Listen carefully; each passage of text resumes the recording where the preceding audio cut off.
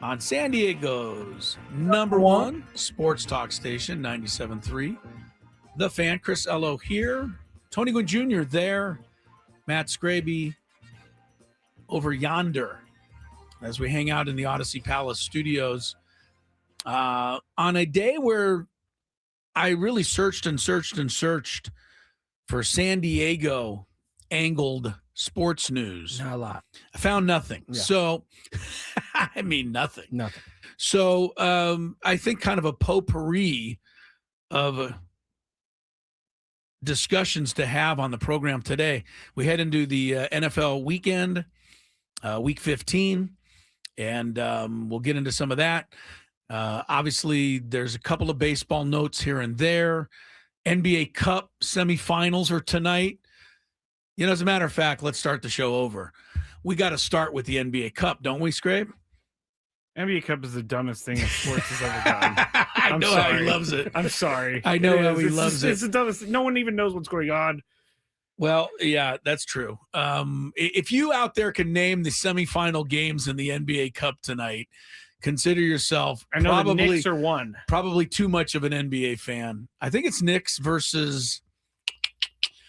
Oh boy, is it tonight? Are you sure it's tonight? It may not even be tonight. I thought it was a Friday. It's Friday. I thought it was finally a Friday. I think you have the NBA Cup games tonight. I don't know. Oklahoma City plays the Knicks Spurs. don't play tonight. If it is tonight, all right. Oklahoma City's going to play the Spurs. The Knicks are going to play somebody else. Neither of those teams are playing. All right, so the games aren't tonight. I'm dying for content.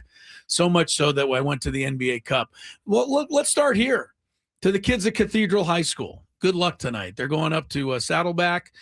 Braden Soprenant's guys going to play for the state championship against Folsom. I think we have a couple of other schools that are playing in smaller division state championships.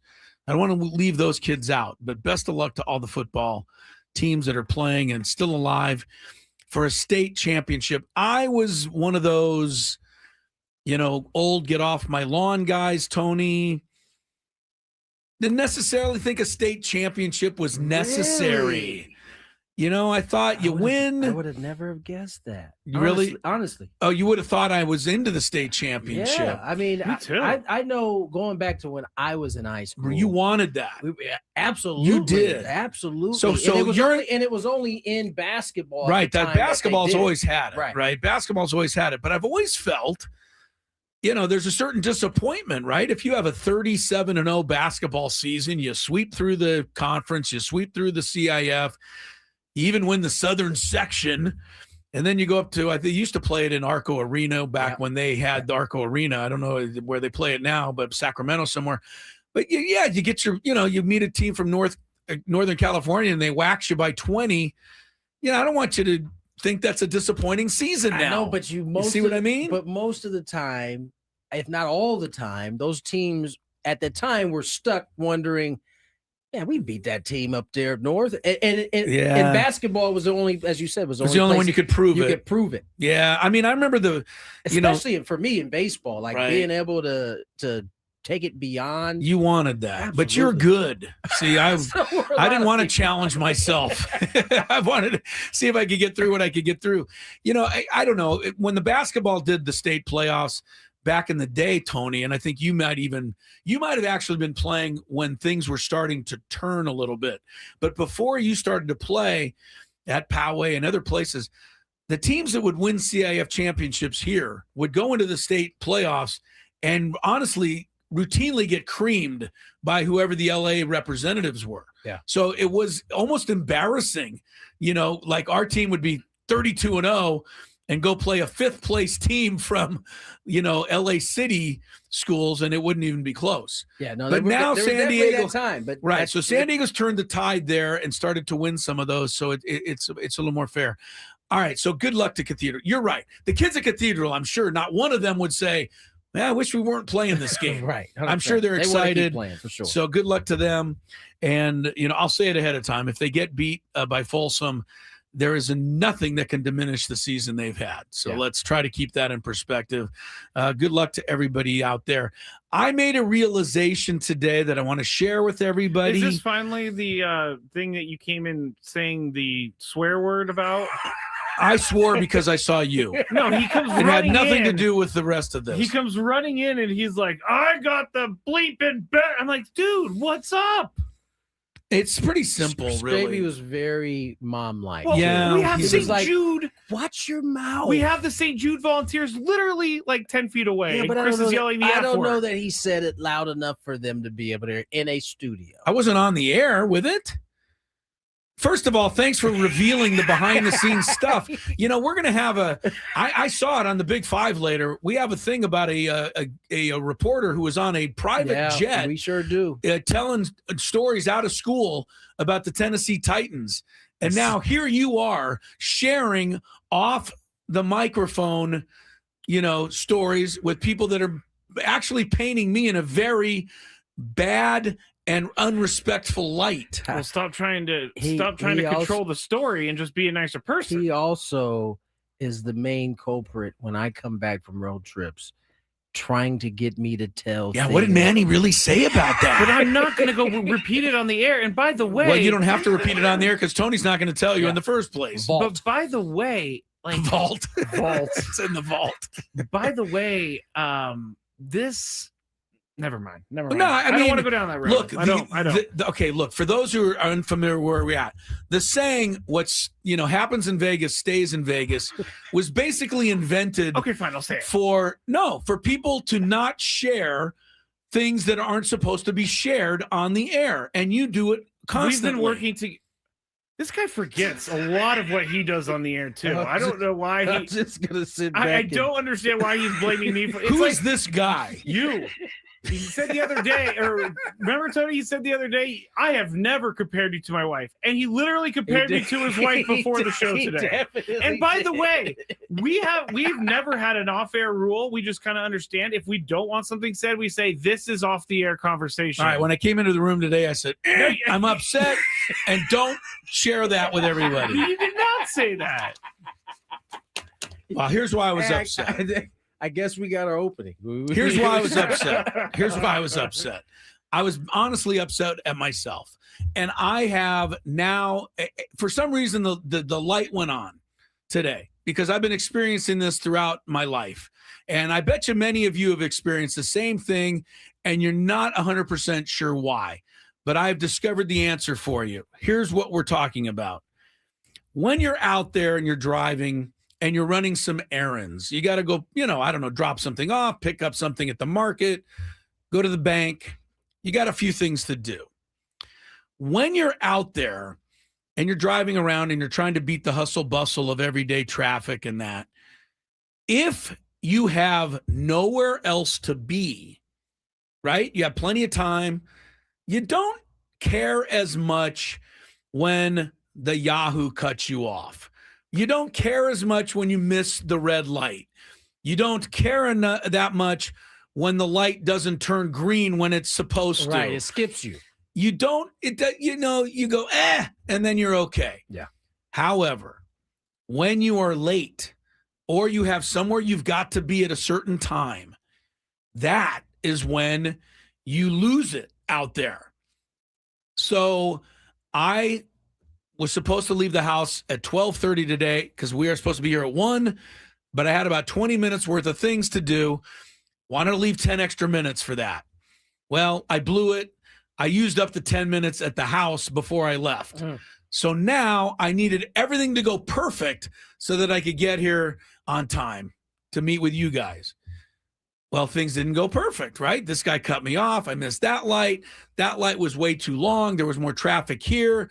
The guy in line in front of me was trying to get lottery tickets, and that took 45 minutes. Okay, and I was losing it, and the steam's coming out.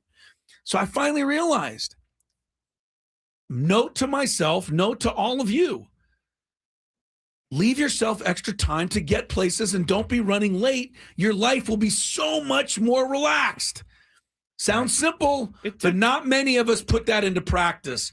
And don't say, it took you this to figure it out. It took you 83 years to figure this out? Most of us don't. But most of us haven't thought of it in those terms. We get frustrated. We get upset. We yell at somebody out there, but it's because we ourselves are running behind.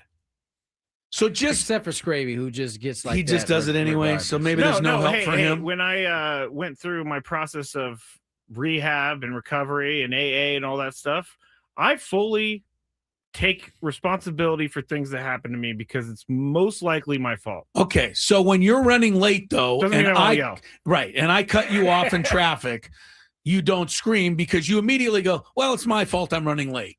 No, you don't do that. That doesn't. You scream anyway. But someone cutting me off in traffic has nothing to do with me running late. It can. But it should, because what I'm saying is if you have plenty of time to be right. there, it doesn't bother you as much. But that guy could still cut you off in traffic. Someone else probably will cut you off in traffic, like at some point. So even if you left 5 minutes earlier, what's to say someone else wouldn't have done that? The point is that you probably aren't going to react to your it reaction's going to be different to it. You're not running late. You guys know me. I am a situation-oriented person. I said you specifically. I need situations because if someone cuts me off, I'm not gonna. I'm going to be angry regardless. What I'm saying here is for every other person out there listening except you. You have your own way of having to do things. For the rest of us, do yourself a favor. Leave early. Try not to be running late. You'll never believe how much more relaxed and happy your life is. There, I said it. We're going to move on. Kurt Kenny has a text, though. Kurt Kenny said, thanks. Then let's stop the show. Well, it's a good one. Thanks, Chris. I learned that tip when I was 12.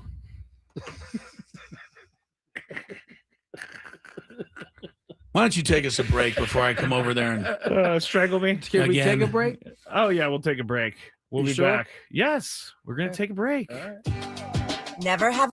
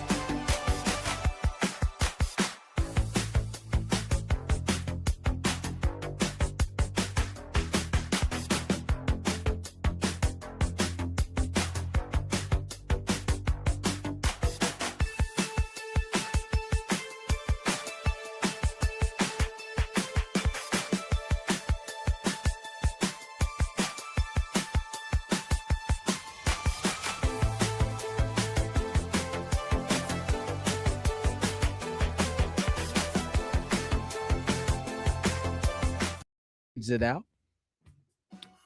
We toyed with locking you out of the room, but we needed to get the music shut down. So not only that, there's no lock on the door either. It would have been funny to watch you in the glass have to stay outside if we locked the door. Before I got up, I checked. Did I really just take 1:15 waiting for this printer?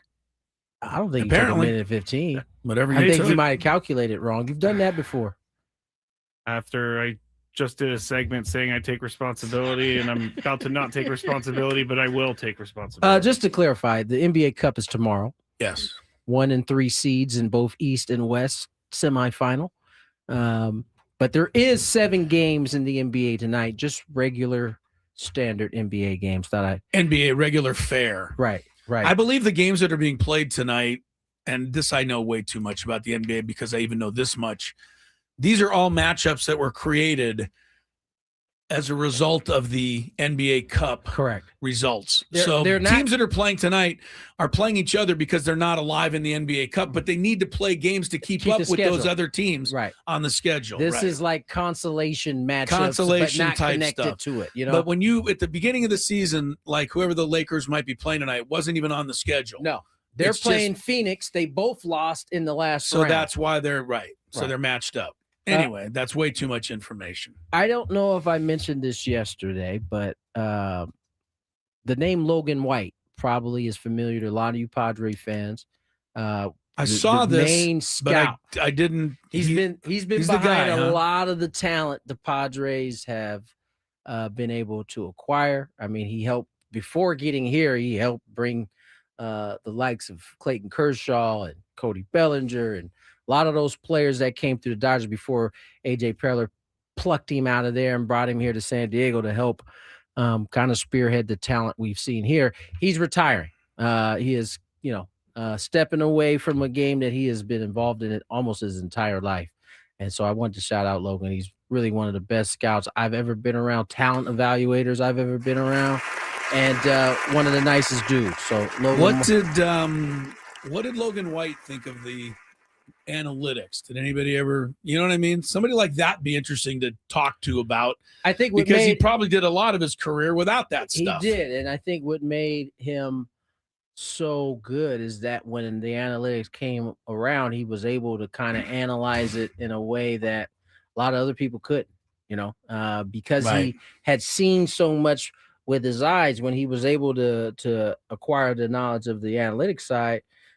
He was able to separate himself, but nonetheless, certainly one of the better talent evaluators is done in the game of baseball for now, at least.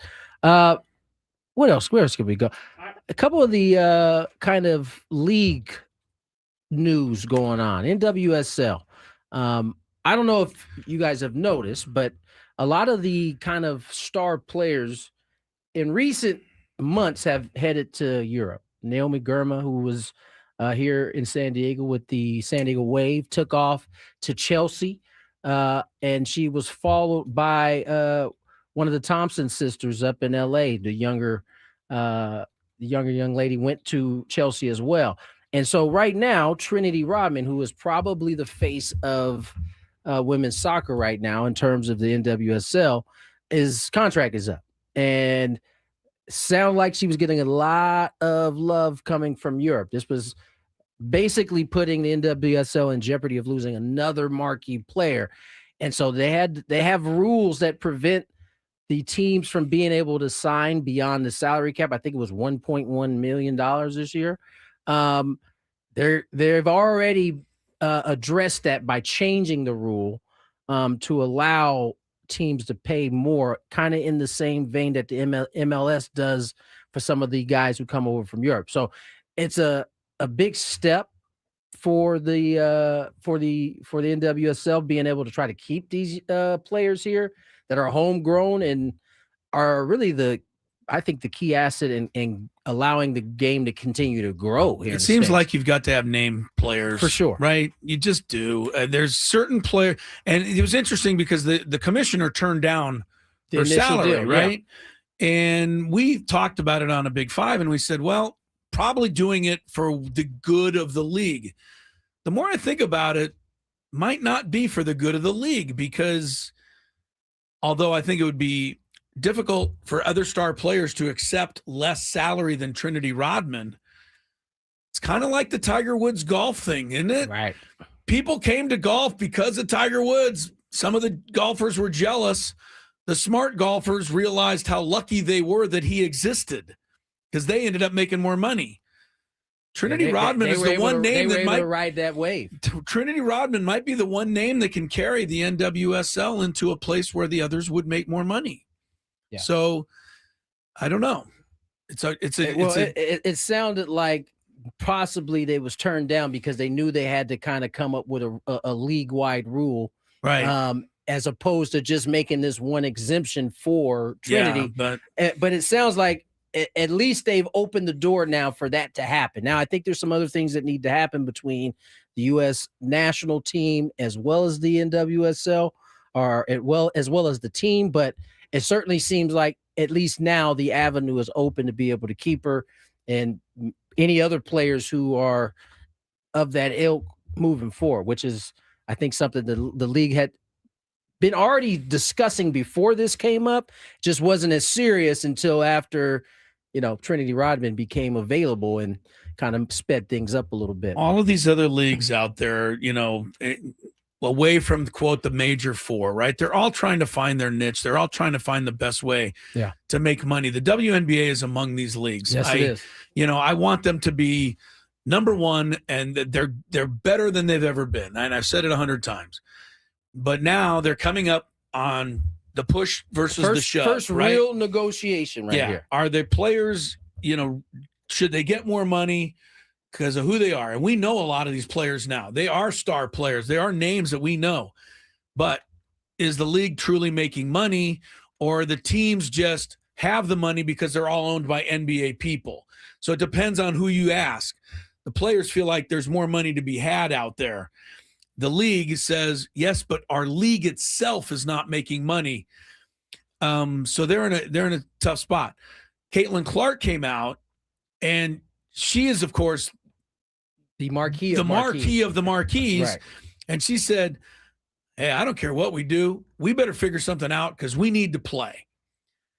And whereas I don't disagree with Caitlin Clark, I don't think it'd be great for the WNBA to take a half a year off. It's easy for Caitlin Clark to say that we can accept any salary because she already makes $80 million on the side. Right. She's probably the highest. Right. I have to assume the highest paid player. She's not the best representation to say this. Right. The league is trying to stick up for the rank and file and the rest of the players in the WNBA who need that salary to survive. Caitlin Clark doesn't need that salary to survive. Says among the players' priorities are transforming the league's salary structure and revenue sharing system. Yeah. They want something, it sounds like similar to what the NBA has, introducing standards for team facilities and staffing and garnering more robust benefits. That's health, that's accommodations in terms of where you're staying. I think right now they house rookies. I know in the last proposal, although salaries went up a lot, they were no longer going to house the rookies. That has been a little bit of a sticking point. Listen, in reality, this is all part of how these negotiations go. Yeah. And I think each side, from the player standpoint, they want to advance the ball as far as they can so that when they have this next one, they're starting from that point versus a little bit further back. And the owners on their side are trying to prevent them from because they know these things will come up, and if business goes well, how much further can it seems like the WNBA should have some money. All of these games are on ESPN. There has to be some fee being paid there. I always worry about something I witnessed in an old soccer league. Before the NWSL, Tony, there was the WUSA. This started 20-something years ago. San Diego had a team. I was the broadcaster for the team. The team lasted only 2 or 3 seasons. Why? The players in the league were all the players that you knew from the famous Rose Bowl win. 99ers, Randy Chastain and Julie Foudy and Mia Hamm. But we still know these names. They all wanted to be treated in their league like they had been treated when they were on the women's national team. So they booked the nicest hotels. They booked nice travel. They ran out of money. They weren't ready to sustain that kind of thing. So It's all and that's a balancing kind of act. Right. That's kind of the push and pull that you're talking about. Right. All right, let's get to break. On the other side, Scrape. We have Bailey Barnhart. Yes, we got Bailey Bailey Barnhart, that's coming right. on. Yeah, Last Tech basketball with a big win this week. Coming off the Kansas State beat down. We'll get to chop it up with the Lady Aztec on the other side. More Gwynn and Chris. The biggest.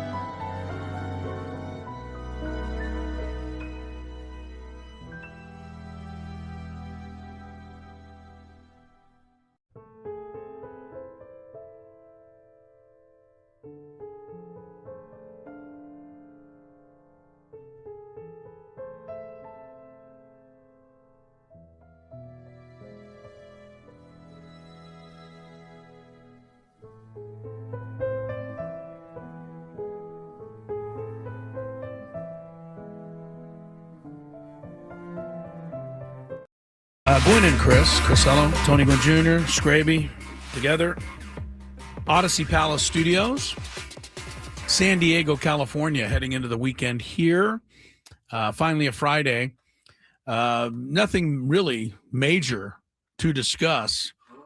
Or not major. What? I said, or there's nothing major or like. Oh, right. There's nothing minor. There's not even any yachting stories out there today. I have a story we could talk about later. Okay. Do you know who Steve Phillips is? Yes. Yeah. He used to be of ESPN. We talked about this briefly yesterday. You guys called me crazy, but he's saying that he believes Francisco Lindor is going to be a Padre this coming season. There we go. And I have the audio. He didn't just say that. He also said that there's been offers already made. Is that yes? So, I mean, we'll have to play that soon. Lindor will not be here. Tatis will. End of stories. It's not stopping anyone from asking. Yeah, you can throw out there everything you want to. I mean, I just don't get it. I don't get how these people keep jobs by making outlandish claims, out of every 50 that come true. That doesn't seem to be isn't even bad journalism. Well, we get into it later. Did you watch Tony's video that he sent us from Pablo Torre and Dan Levitard talking about how journalism is dead? Hey, I don't know if you saw that, Chris, but first of all, we've been on Pablo's head pretty strong. Yes. But Pablo's sticking up for that great bastion of journalism. Yes, he is. Then maybe he ought to get a story right himself time to time. He does once in a while. He's missed on a bunch too, though. How do we know what to believe and what not to believe? I will say he's hit way more often than he's not I don't hit. know. Okay. And I'm glad you think so. I'm not knocking Chris you. Can't name 2 or 3 stories that he is wrong about. Move on, Tony. Honestly. No, but what Pablo Torre was saying is that it's way easier to be the troll than it is to be the journalist. We should play it later so Chris can hear it because I think it's actually we'll have a nice discussion about it. We'll have a nice discussion about that later. In the meantime, when it comes to excellent coaching, I think all of us believe that losing a heartbreaking game and immediately blaming your players with a foul-mouthed rant might not be the best way to get them to respond afterwards, but that's what Todd Bowles went with last night after the Bucks blew that game to the Falcons. Excusable. You don't make excuses. You gotta care enough where the hurts. You gotta care enough where it hurts. It gotta mean something to you. It's more than a job. It's your livelihood. How well do you know your job? How well can you do your job? Well, you can't sugarcoat that. It was inexcusable, and there's no answer for it. There's no excuse for it. That's what you tell them in the locker room. Look in the mirror.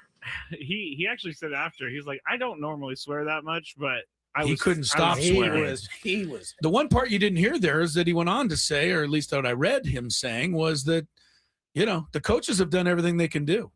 I mean, he said that flat out. We've done everything. The players, it's up to them. They blew the game.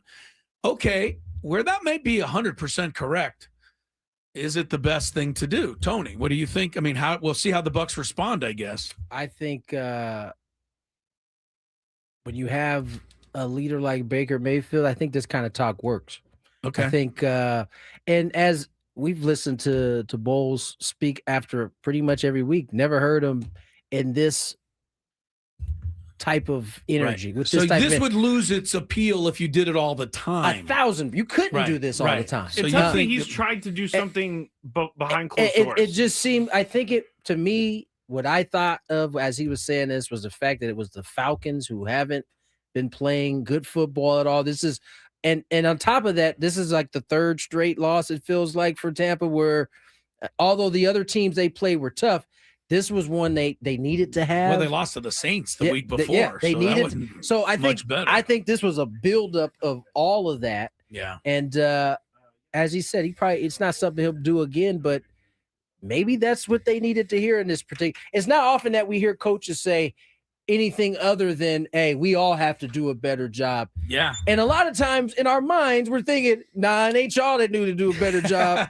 It's the dudes on the field that need to do a better job. And maybe actually this was a coach that said what it was for once. Maybe the coach should have said what he said, but added, it wouldn't have hurt if one of our defensive coordinators would have figured out to cover Kyle Pitts, who's never been that open in his entire career. He had a hell of a game. Yes, he did. Didn't he? All right. We'll get back into the NFL. But right now, a big week for the Aztecs. Basketball conference play is starting next week, but the women Aztecs ended up non-conference play on a big high note the other day, guys. Beat Kansas State on the road, 64-53. A Kansas State team, by the way, that was in the Sweet 16 last year. So nice win. And joining us from the Aztec women's team is Bailey Barnhart, the sophomore forward from San Diego and starring now at her hometown school at San Diego State. Bailey, how are you today? I'm doing good. How are you, Chris? Well, I'm good. Tony's here as well. We appreciate you taking a break. I know Friday afternoon's a big beach day for you. So I hate to cut into that, but let's talk about, first of all, let's talk about the team and what this meant to win that game, on Wednesday at K-State. It's all a process. You guys won the championship in the conference last year. So I know that's the ultimate goal, but this win, I would imagine, is going to give you guys a lot of confidence moving forward. Yeah, 100%. To go to K-State and play in that arena filled with 5,000, 6,000 little kids screaming at the top of their lungs was definitely the highlight after a couple bumpy roads to start this season. But ultimately, being able to beat them after they just came off of a big-time win against number 13 Ole Miss was definitely the highlight of the season so far for at least myself and a couple other girls. So. Bailey, you started every game this season so far after your freshman season, in which you played a little bit, but not as much as I'm sure you would like. What were you able to kind of take from your experience last year as you went into the spring and as you moved through the summer to kind of establish yourself as a starting big? Yeah. I feel like the biggest motivator, at least for me, was my butt on the bench. I've heard that before. Yes. Yeah. And it's, it's very true. Obviously, I wish there were some more opportunities last year, but taking those experiences that I had last year and working so that same kind of year wouldn't repeat itself this year was my biggest motivator. I did not want to sit on the bench anymore.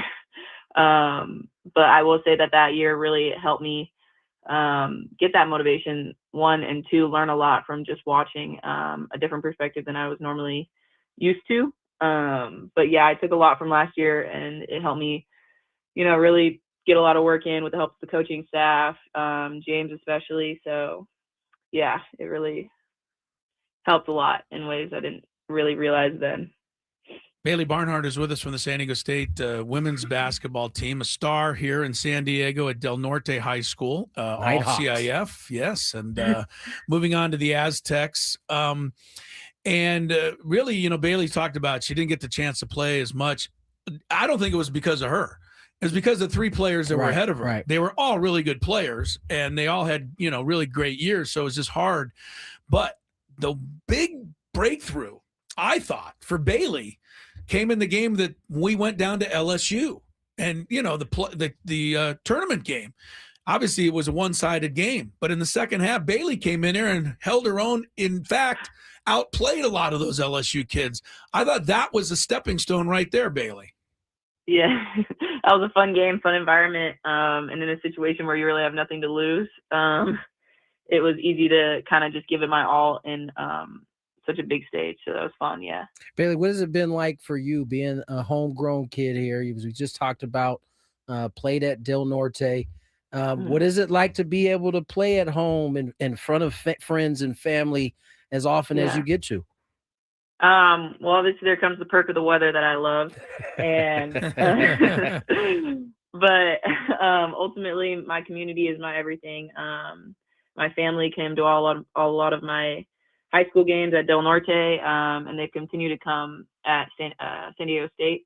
My grandpa has 4 front row seats in the nice padded area. So just having them in my corner is really my everything. A lot of my neighbors, my friends, and they all come. And it really is the kind of support that really pushes me to try and get better and be better, especially with all the help that they've provided me with. Now, you said your grandparents have 4 front row tickets. I see your dad at the games. He's about 3-4 rows back. So evidently he gets shuffled to the back, but I'm kidding. We got to talk about your dad because his name, Barnhart, some may remember this. Look, if you were a USD basketball fan at all, you remember Brooks Barnhart, who was a all-conference forward for USD. And that is Bailey's dad. And he is such a good guy, Tony. The support that he gives Bailey, and you've talked about this to me before, as a parent who's an athlete, letting the coaches do their thing, not involving. Her dad, to me, is that kind of guy and gives you the right support, Bailey. I think it means a lot to you, and it's given you a good, background to go about your career. Yeah, 100%. My dad introduced me to the game, but as far as my college career, he's been just supportive. He knows that there's so much that is unseen in practices that the fans don't get to see. So he doesn't really have much input, lets the coaches do their thing. And I like it that way. He's just somebody I could vent to. And he doesn't really add much input back, but he really is supporting me through everything. Now, I imagine that changed a little bit once you got to college. When you were in high school, I mean, how tough was Pops on you in terms of the way you went about your business on the court? You do have pretty good footwork. You must have got that somewhere. Honestly, a lot of people are surprised when I say this. He would let me initiate everything. All the extra hours I put in the gym, it was all initiated by myself. He was never the type to push a lot, but when I would ask, he would he would help me a lot. And whether that's rebounding, defense, I told Chris this a bunch. We one-on-one a lot before he got too old. Before I started beating him. But yeah, he's just a fun guy. He really is a good guy. Bailey Barnhart is our guest from the Aztec women's basketball team. You came in last year with Naomi Panganiban from La Jolla Country Day, and then 2 other freshmen, Nat Martinez and Kaylin Hamilton. The 4 of you have formed a bond that, I saw last year. It has really carried over into this year. You guys all room together and come to the games together and support each other. And it's fun the other day at K-State. I don't know if you saw, but all 4 of you are on the court. It's not the first time, but what a great connection you all seem to have made. Yeah, 100%. Those are my girls. I think through life, we spent so much time together on the court and now off the court living together. And I say this all the time, a lot of chemistry that's made off the court translates to on the court. And so just being able to share that time with them on the court is everything to me, especially. Now, is your dad having a hard time showing up wearing Aztec black? That's right, as a USD guy. I mean, this has got to be a little bit of conflict of interest. Yeah, it was a pretty big debate right before I came to school, but he's just decked out in all the gear now. That's awesome. So, yeah, but it took a little bit to get there. You might be able to tell Bailey's got a great sense of humor and a great way about her, but I'm going to give you just a little peek into how devious this young lady is, Tony. Uh-oh. You like these stories anyway. We're on the plane the other night coming back from K-State, and we had to sit on the runway when we landed for, tarmac. Thank you, Scraby. Probably for 45 minutes while the plane ahead of us deplaned or whatever. So anyway, everybody's nerves are getting a little touchy. 45 minutes is a long time on the tarmac. All right. So about 5 rows ahead of us as everybody's deplaning, we're in row 30 something. A lady got upset at a guy who kind of tried to move and push his way past her, and she goes, he's pushing me and the stewardess stepped in. It didn't really develop, but it got everybody's attention. We're sitting 5 rows behind. Bailey turns to me and says, when we get off, I'm going to tell the stewardess you've been pushing me. That is the devious Bailey Barnhart right there. So anyway, hey, Bailey, best of luck. Obviously, I'll be there. Tony will be down at games, and we wish you the best. It's going to be another great season, I'm sure. Kicks off with conference play next Wednesday, at Fresno. And then the first conference home game is a week from Saturday. So we'll be catching up with you throughout the season. Say hi to everybody, and we'll see you next week. Thank you, Bailey. Thank you for your time. Good job, Bailey. Thank you, Bailey Barnhart from the Aztec women's basketball team. The interesting thing, we didn't discuss that, Tony, but you can speak to this as a parent and as a fan watching young people play. Yeah. Bailey Barnhart is uber talented and uber skilled, and her dad did teach her the right way to play basketball. From my place, watching her, she doesn't believe that as much as I believe that, or as you might believe that. Right. And so when she's out on the court, you see her being a little hesitating sometimes. There was a moment in the game the other day where their lead had been cut to 8 or 9 points late in the game, and she got the ball on the wing in kind of an isolation, and Justin Hudson, who's the assistant, we know him, just started yelling, "Bailey, take her. You can take her." She hesitated for a second, and then, okay, and she took her and got the hoop. Take her. And she got the hoop. And that's the kind of thing I'm sure you probably see with your own daughters and many parents out there, trying to make sure they believe the ability that they really do have. And it's interesting to see it develop as you go along and watch them. It really is. I mean, it sounds cliche, but not allowing kids to say I can't or I won't. All of that is a mental exercise for them. And so I'm a big believer in letting your kids kind of go out. And as much as I want, and listen, I'm not perfect. Sometimes I do yell things, and I know I should, but they need to be out there experiencing that and learning on their own. And sometimes, especially from a coach, they hear, "Take her. Go get her." And it's just a reminder that, I can do this. You're good enough. And that one thing leads to more confidence, and all of a sudden they're doing a little bit more. They're willing to expand their boundaries a little more than they thought could. And it's a fun thing to watch when the light kind of goes on. Got your head on top of your head? I got my hand up because Gator Padre alerted me to something I didn't put together. Remember when Chris said that I talk about stuff that's not supposed to happen? You're not supposed to talk about off-the-record stuff. Chris just brought a story from the plane about something that happened off the air and off the record. Now, to be fair, charter plane, this is like a regular plane. Like everybody is But how can he get mad at someone for revealing something when he just revealed something that she may have not wanted to reveal? That didn't put Bailey in a bad light. It made her look like she had fun. It made me look like I was in a bad light. I get it, but I think it's a bit of a reach. No, it's not a reach. I think it's a reach. I mean, little reach. Well, he's just taking whatever support he can get. That's all. Yes, he is. Bailey is about a 7 and 6 right now, points to rebounds. She's leading the team in rebounds, but she's going to be a double-double before too long.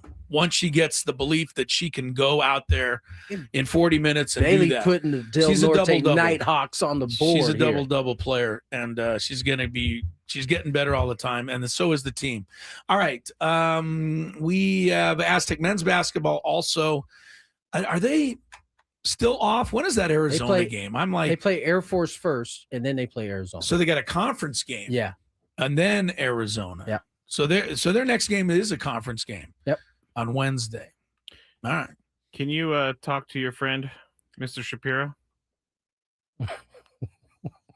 David P. Shapiro? Yes, that's what you're talking about. Love that guy. Bailey Barnhart joined us. I do too.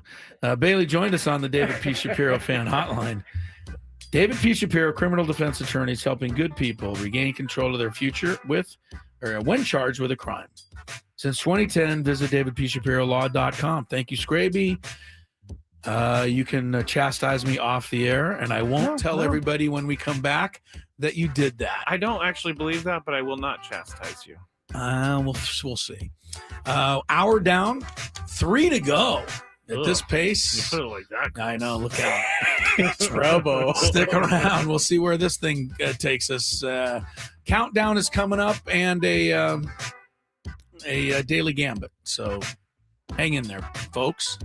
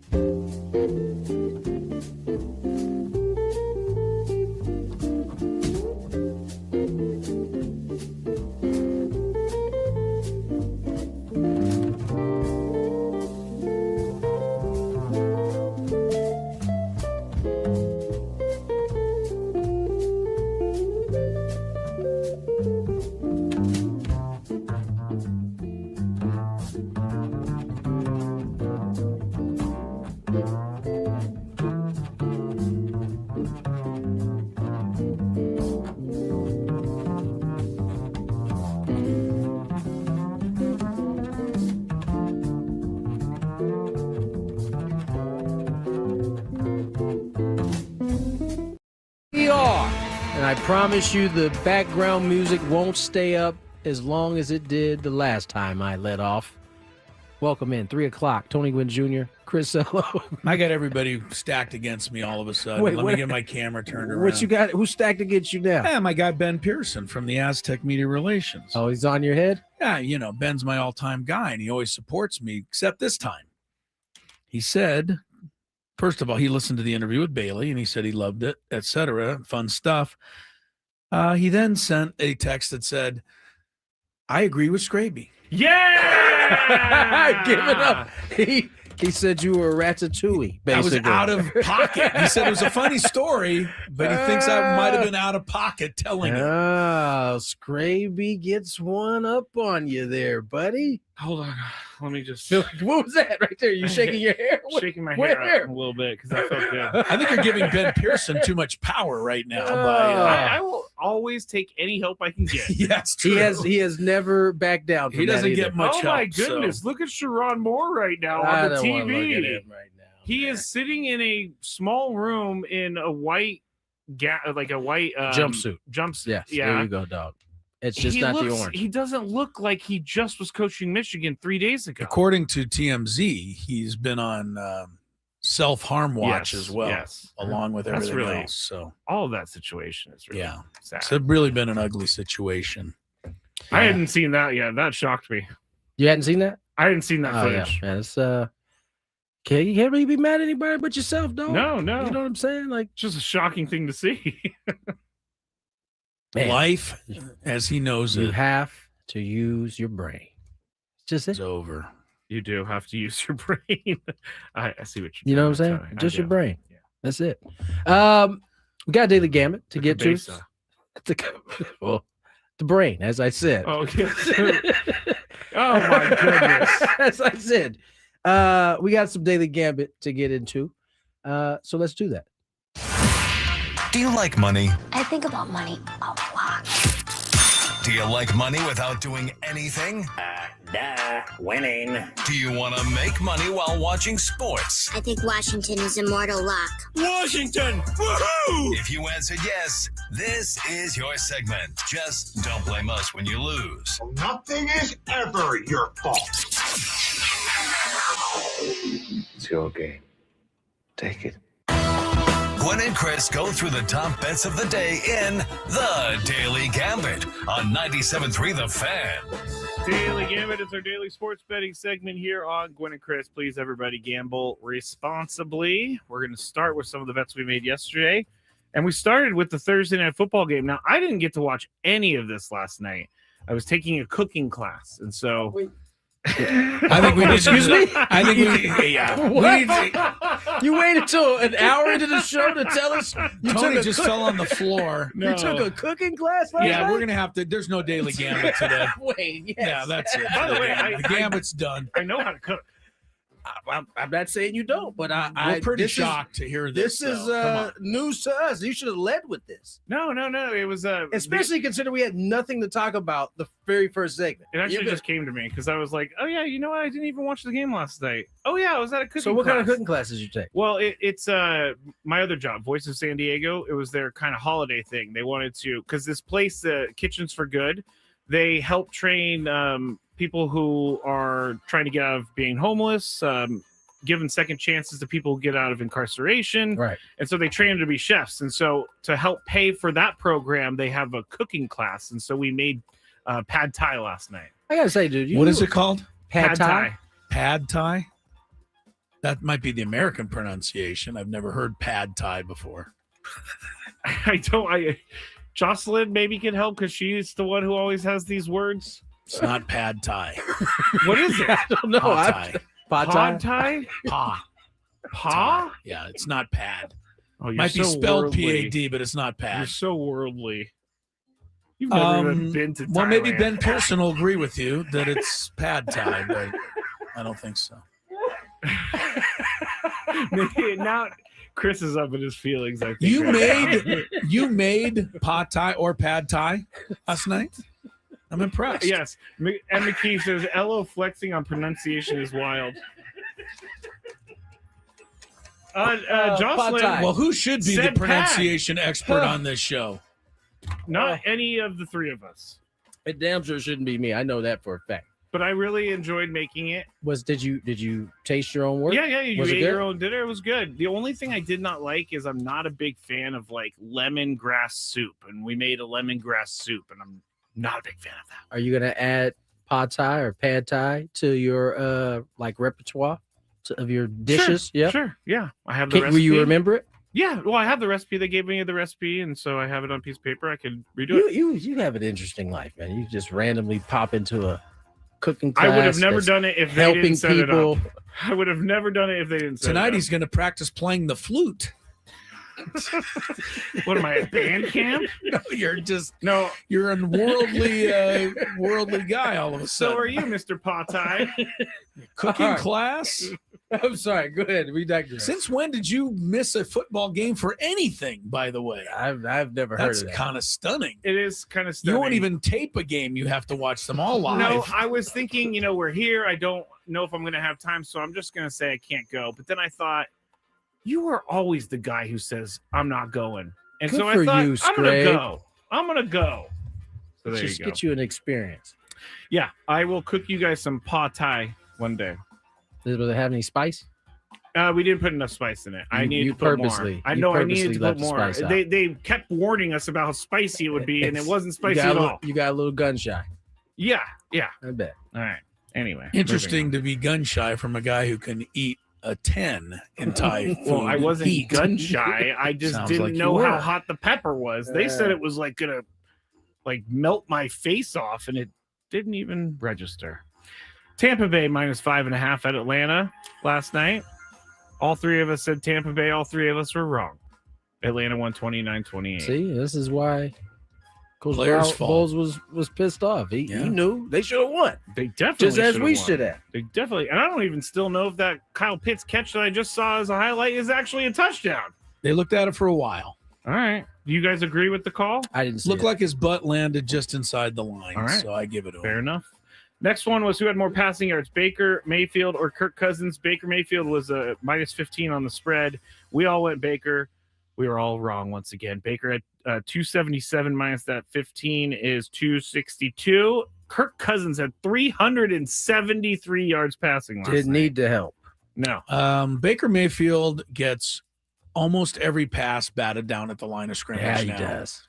It's unbelievable. He's gonna have. He's got to like go to he's- the Drew Brees Yes. throw. He seems like Yeah. he has been stubborn about Mhm. arm angles, Yeah. and maybe that's because he's not comfortable with it. But he's gonna have to do something because Yeah. he gets his ball batted down Way too much. a lot. Yeah. All right, next one. I think this was a rushing plus receiving total for Bijan Robinson. Yeah. Over under 116.5. We all went over. We're all correct. He had 93 rushing yards, 82 receiving yards, 175 total yards. Houston, we're going to the NBA now. Houston -9 on the spread over the Clippers. I don't know who you guys said. I forgot. But I said the Clippers, and I was wrong I was right because Houston won 115-113. I don't remember what you guys said. I probably would not have picked the Clippers. I did, but neither here nor there. Okay, so Tony got it wrong because Yeah. he picked Houston. Avalanche -1.5 on the puck line against the Panthers last night. Chris went Panthers. Tony and I went Avs. The Avs took care of business 6-2. Ooh, the defending champs are hurting. And Chris, who had more threes, Pritchard or Derek Pritchard White? 3, White 2. All right, So we so lost. we all lost. We all took Derek White. I haven't won a bet yet. I don't think. I think you got one. Let me see. You had the over on Bijan Robinson. Okay. All right, let's see how we do today. Navy 6.5 over Army tomorrow. Frank is at the game. Our guy Frank. What do you think Frank's doing by himself in Baltimore? What most people would do by themselves in any city. Probably relaxing, scrolling Instagram, and having some food. You can get fresh. I've been to Baltimore. Why don't you start this one, Scraby? You're a good Oh. Army Navy guy. I've never missed a game. Never heard the game called the Navy Army game, by the way, in all my time. That's true. It's always the Army Navy. Somebody would be pissed off about that. I can just feel it. I know, but it's just never called that. It's always Army Navy. Yes, you're right. Navy's a 6.5-point favorite. Correct. Who do you like? I think Navy was really good this year. They had a so better year than Army I'm did. gonna go Navy. Navy. I think you always take the points in this game. So you're going to go Army? I'll go Army. Tony? Navy. Navy. Washington -10, Boise State. It's the beginning of bowl season tomorrow, the LA Bowl. Last time I heard. I imagine you could go to the game. It's at SoFi probably. I'm going to take Washington because I have to root against Boise. Tony? Me too. All right. It's great.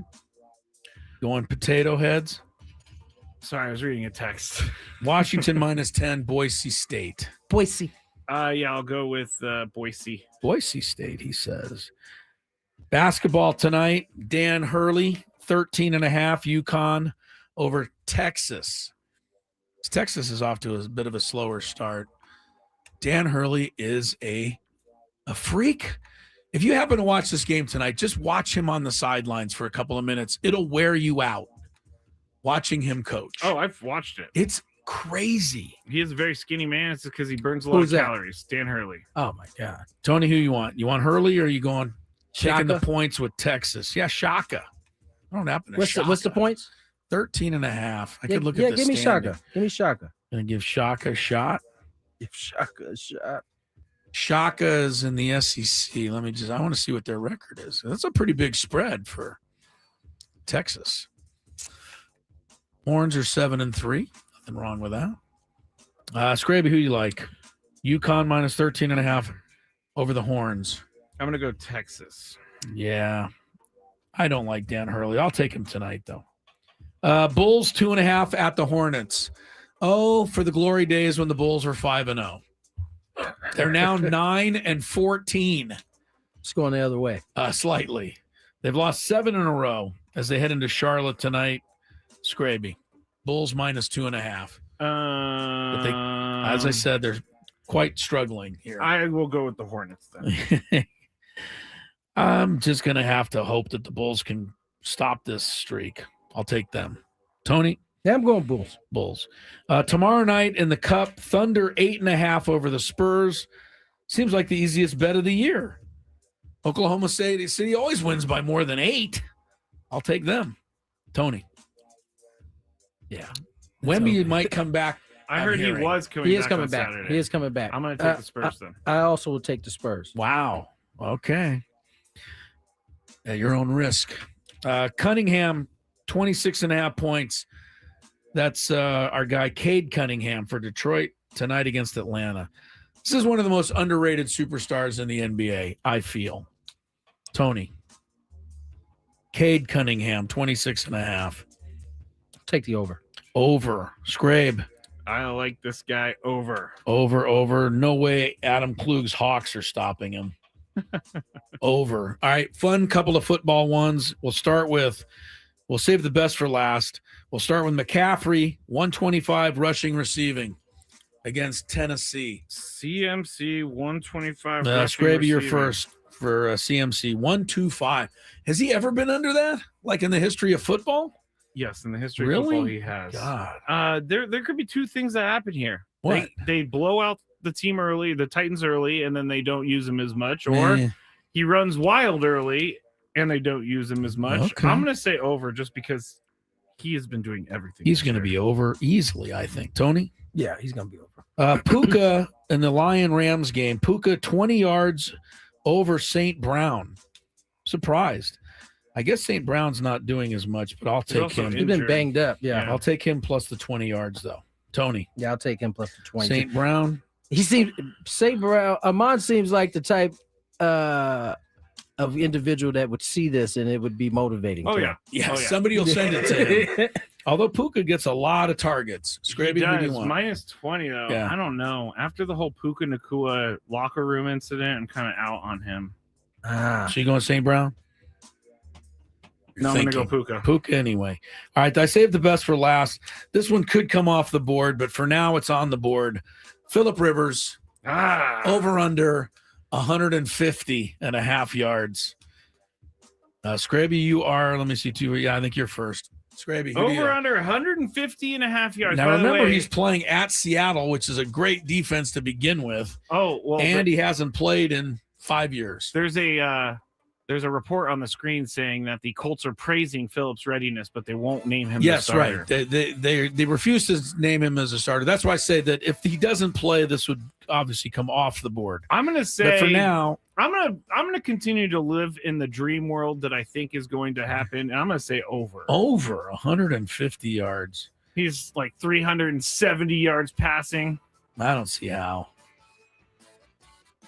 Yeah. I mean, I gotta go under. Seattle's too good. Yeah, Tony, I'm going the same way. Under. I want it to be over. I'd so love bad. to see him go 300, but man, that would be a hell of an achievement just on its own.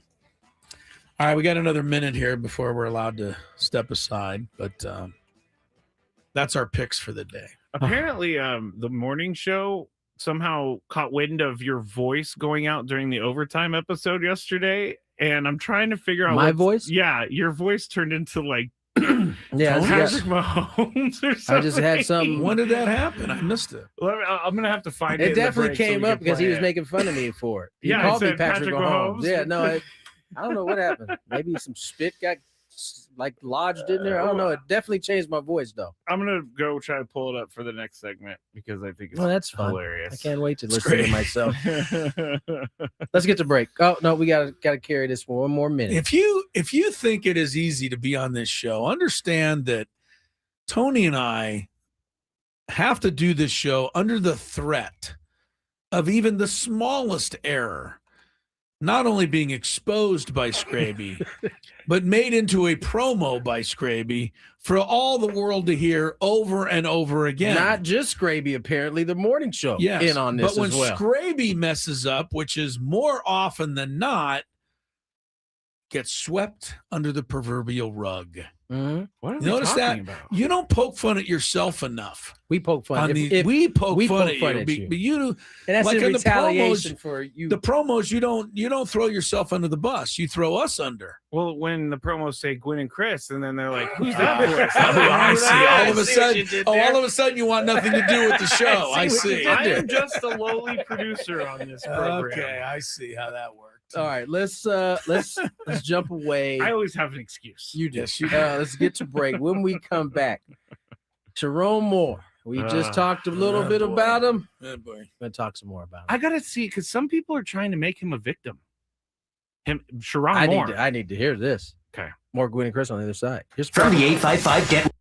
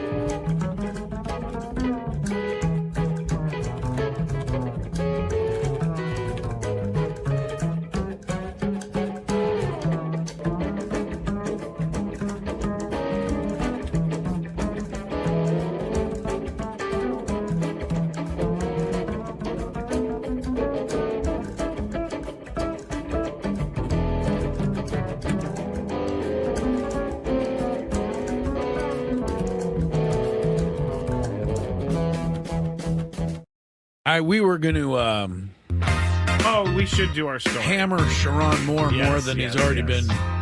Completely forgot about it now that I found Well, Ben but I Woods. don't know what else we need to really say. I mean, is there anything new today? I mean, he's been honestly charged officially with stalking.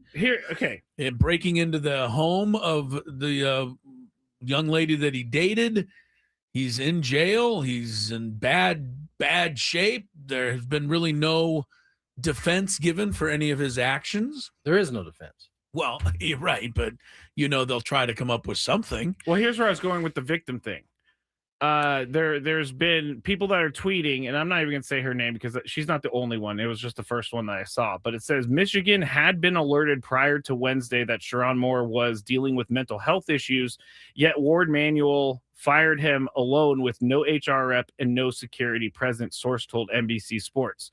So that's one angle. Well, I think that is a part that could be considered. Yeah, I don't know that is necessarily making excuses for him. I think that's just saying that the they should have semantics handled of this how with, they exactly. They how probably they should have been a handle little more careful with the actual firing. I think that's fair to say that. But people are saying that they're saying that if he had someone there, then this never would have happened. As far as him going after doing someone the else. crimes that he's now and they're saying that they failed him, blamed so for. it's not his fault that he had the reaction he's doing. That's what I'm saying is that there's some people making victimhood. I see where people are going, but I'm not going to go all the way there.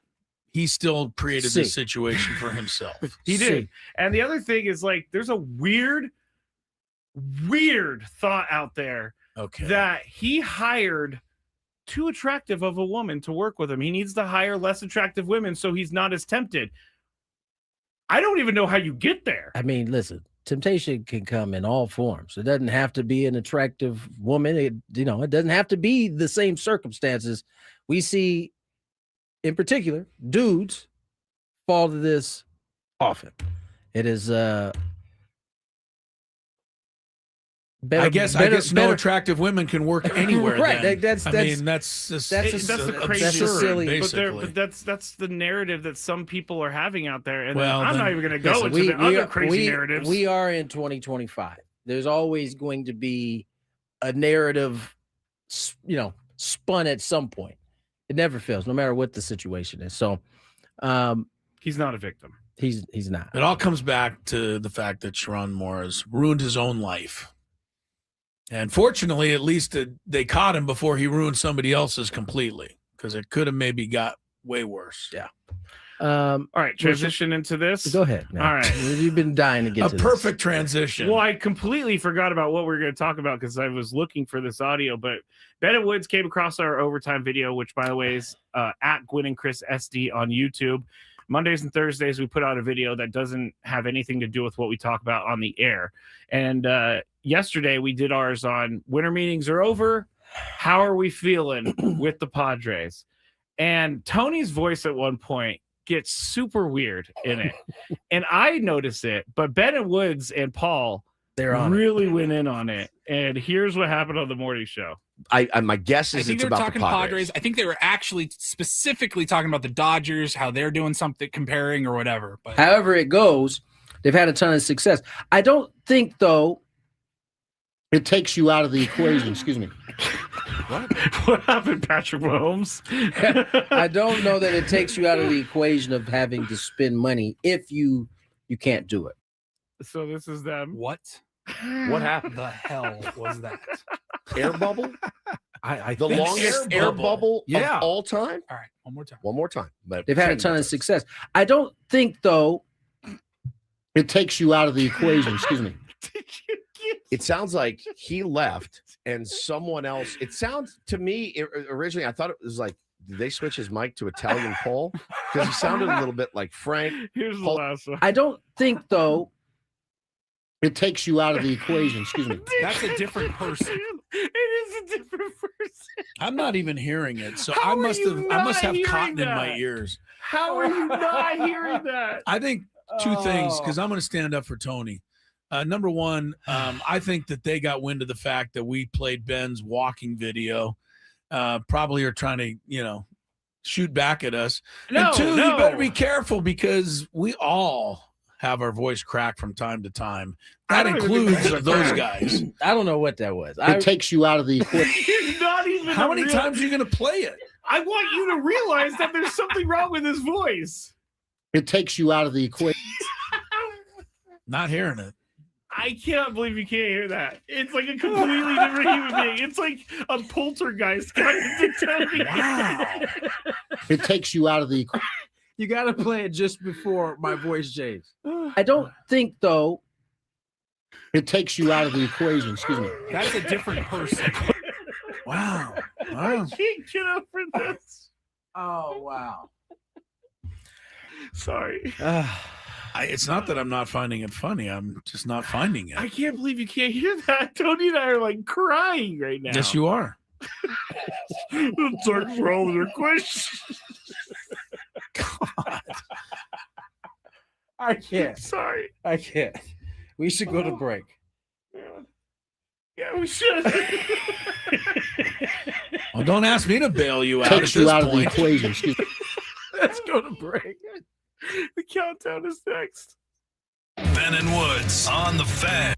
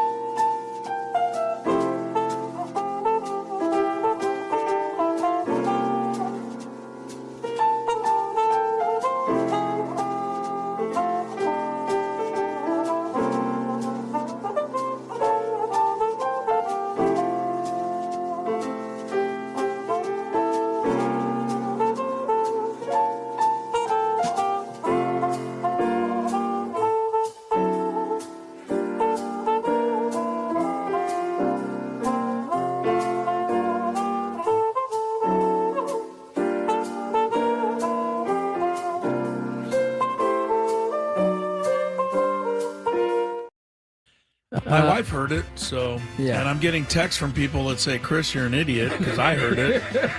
So I don't know. I don't know what happened there. That was it was funny to me because Probably says more about my ears than it does about your voice. Yeah, maybe so. We have a countdown. Jim Carrey at the top of our list, ladies and gentlemen. Funny guy. Jim Carrey. Where has he came been on though the last 10 years? Did he just Sonic the say that was Hedgehog. enough? Or? He's been doing the Sonic movies. Probably not movies that are in your wheelhouse. He's doing more voice work. Yes. No, yeah, that's right. He's Sonic got is live action. He's live action now. He's no longer a cartoon. I have heard many times that, how do I phrase this? Jim Carrey is a very depressed human individual. He's an artist. So what I'm saying is people say he sometimes can be a little hard to be around and he isolates. Yeah. I mean, I've definitely read things of that nature, but Jim Carrey came onto the scene for me. Living Color? And then Living Color, when the Super Bowl was really didn't have a halftime show. Thank you, Jim Carrey, for making the NFL have a halftime. Fire Marshal Bob, one of his best characters, I thought he did on Living Color, one of the funniest ones. But he's gone on to do a ton of great movies. We're going to try to put 5 together, each of us. Before we do that, though, let's check some traffic. From the 855 Get Ross Traffic Center, protecting San Diego after accidents or injury. This report is brought to you by Mission Fed. Watch out, somebody broke down northbound on the 15 at Via Rancho Parkway and it's taking out a lane. A couple of problems on the 5 southbound at Palomar Airport Road. The exit ramp is blocked with the collision. Further south of the 15, another wreck, and northbound there's an accident right after 94. From first accounts to big life moments, Mission Fed can help. Savings shouldn't be stressful. Mission Fed makes it easier with great rates on savings, certificates, and ultra money market accounts. Grow your money the smart way. Check the latest rates and open an account at missionfed.com. Membership and account criteria apply. I'm Sue Aller with Gwynn and Chris, San Diego's #1 sports station, 97.3 The Fan. It's now time for Gwynn and Chris to rank their top 5 of the day. Gonna grip and rip as usual. But this isn't just a regular top 5 list. I love it. It sounds sadistic, but I love it. This is the countdown. And it starts right now on 97.3 The Fan. Countdown is here. Top 5 Jim Carrey movies. Some good ones here, for sure. He's done a lot of work. First, at least record of him in a film, 1981. I see Rubber Face. Didn't see it. Rubber Face? Yeah. I didn't see it. It was a 55-minute PG. It's great he saw it. It was a great film. movie. Oh, it's fantastic. Yeah. 1981. First one they have on How record. old was he for that one? He could have been that old, right? 1981. I don't know when he was born or how old he is. But while you guys are looking up his age and all that, this hour is brought to you by Mission Fed. From first accounts to big life moments, Mission Fed can help. Saving shouldn't be stressful. Mission Fed makes it easier with great rates on savings, certificates, and ultra money market accounts. Grow your money the smart way. Check the latest rates and open an account at missionfed.com. He was 19. Yeah. Membership and account criteria apply. Also, if you love Mediterranean food, try Spiro's for authentic Mediterranean cuisine, and Coronado or La Jolla for dining or takeout options. Visit spiroscuisine.com. So he was 19 in Rubber Face. Rubber Face. Yes. I gotta check out Rubber Face. I gotta see what Rubber Face. Well, you'll love it. I'm Probably sure. will. Number 5. Who's going? Tony. Fine. I'll go first. We'll start with Dumb and Dumber. Classic flick. It has been repeated in locker rooms for when it come out 1994 for decades at this point. Yeah. The key to Dumb and Dumber was that it wasn't dumb. It wasn't. Like you thought, this is going to be so stupid Right. that it's not even going to be funny. It wasn't. It was a smart movie. It's just called Dumb and Dumber. Mockingbird part. Mock. Yeah. I think everybody. Want to hear the most annoying sound in the world? There was a bunch of those. It just had, and it was one of those movies that I felt like, for me at least, I laughed the first time. I laughed harder the second time. And I probably laughed harder the third time because there were different things that you maybe didn't pick up the first couple times that you started to pick up. So yeah, Dumb and Dumber number 5 from me. Who's next? I'll go. We'll go Chris. Yeah, we'll go. I'm going. Clockwise. You're last. That's fine. Is your idea. Number 5 was a movie that was way ahead of its time, and it was quite good. The Truman Show. The Truman Show came out in 1998. Do you remember it at all? Do you know what it was about? Yeah, of course. Yeah. Okay, but understand that in 1998 there was no reality television really. Yeah, that's that why movie it was weird, about yeah. following a guy's every move during his life, and people are like, who would do that? Well, apparently everybody now. I know, right? So the Kardashians, for example, that show was still 10 years away. Wow. Big Brother had never even been on television before when the Truman Show came out. So I was telling you that. I'm sorry, off topic, gravy. I was telling you, I said it was Truman. It was actually Man on the Moon. It was Andy Kaufman he was playing. Where he was in character and he Yes. wouldn't get out of character. Right. Truman Show number 5. I've actually never seen that movie. I haven't heard good things about it. Yeah. Chris, have you seen Man on the Moon? I don't know. I'm doing my Jim Carrey list right now. We'll see if I've seen it. All right. I think I'm going to do one that no one else is going to do, but my number 5 is Fun with Dick and Jane. Have you guys ever seen that one? Yes, I have. With Taya Leone, they're married, but he loses his job, and so he ends up starting to rob places, and they end up just becoming robbers together, and it's pretty hilarious. I love that. Would have been better had it been an original movie. It was. Is it a remake? Total remake. I didn't know that. Okay. Yeah. Came out in the 60s. Believe George Siegel and Jane Fonda were Dick and Jane in the original. Oh. Well, but it's still a good movie, but it changes everything. It's not the original. But yeah, number 5. All right. Number 4. Number 4 on my list is Liar Liar. Jim Carrey. Just the elevator scene with the attractive lady is all you need, really. You don't even need to see the rest of it. Mama.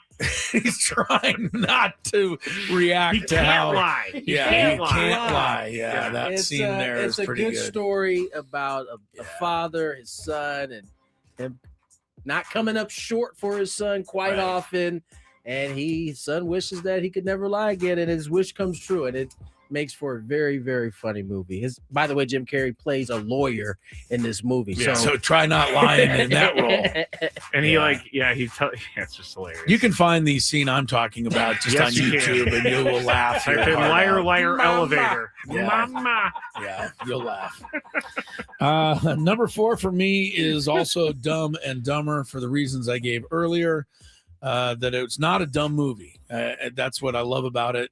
The other thing is my brother-in-law, you guys know, does the sound on movies. Yes. He worked on Dumb and Dumber.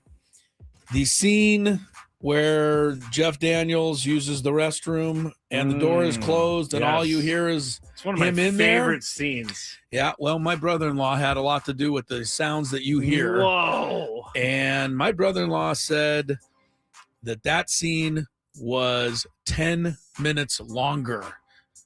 And it was still funnier. Longer? And it was still funny, but they decided they had to cut it down. Maybe not 10 minutes, but you know what I mean? It was longer than what they showed on the film. Can you ask him, please, what they used for those sounds? Be happy to. It can't be the real thing. You know what I'm saying? Yeah, but it was a funny scene. That is a great scene. Yeah. All right, my number 4 is Bruce Almighty. Love Bruce Almighty. I still say one thing from that movie all the time, and it's how I remember to spell the word beautiful. Beautiful. Yep. Yeah. That was anyway. That was the one. That was where Buffalo was a star of the movie. Yeah, when he was at Niagara Falls. Maybe the only movie that's ever been set in Buffalo. Number 3. Ace Ventura: When Nature Calls is number 3. Number 2 movie in that That's right. series. This is fresh off of. He had a crazy run. He had. Well, I can't get into what he had because it's going to be on my list. Right, don't give them all away. But he was on a hot run in this 2-year span here. This was kind of the end of that 2-year span. One of my favorite parts in that movie is when he coming out of the rhino, kind of hot knees rhino. One of my favorite parts of the movie. It's one of the craziest things ever.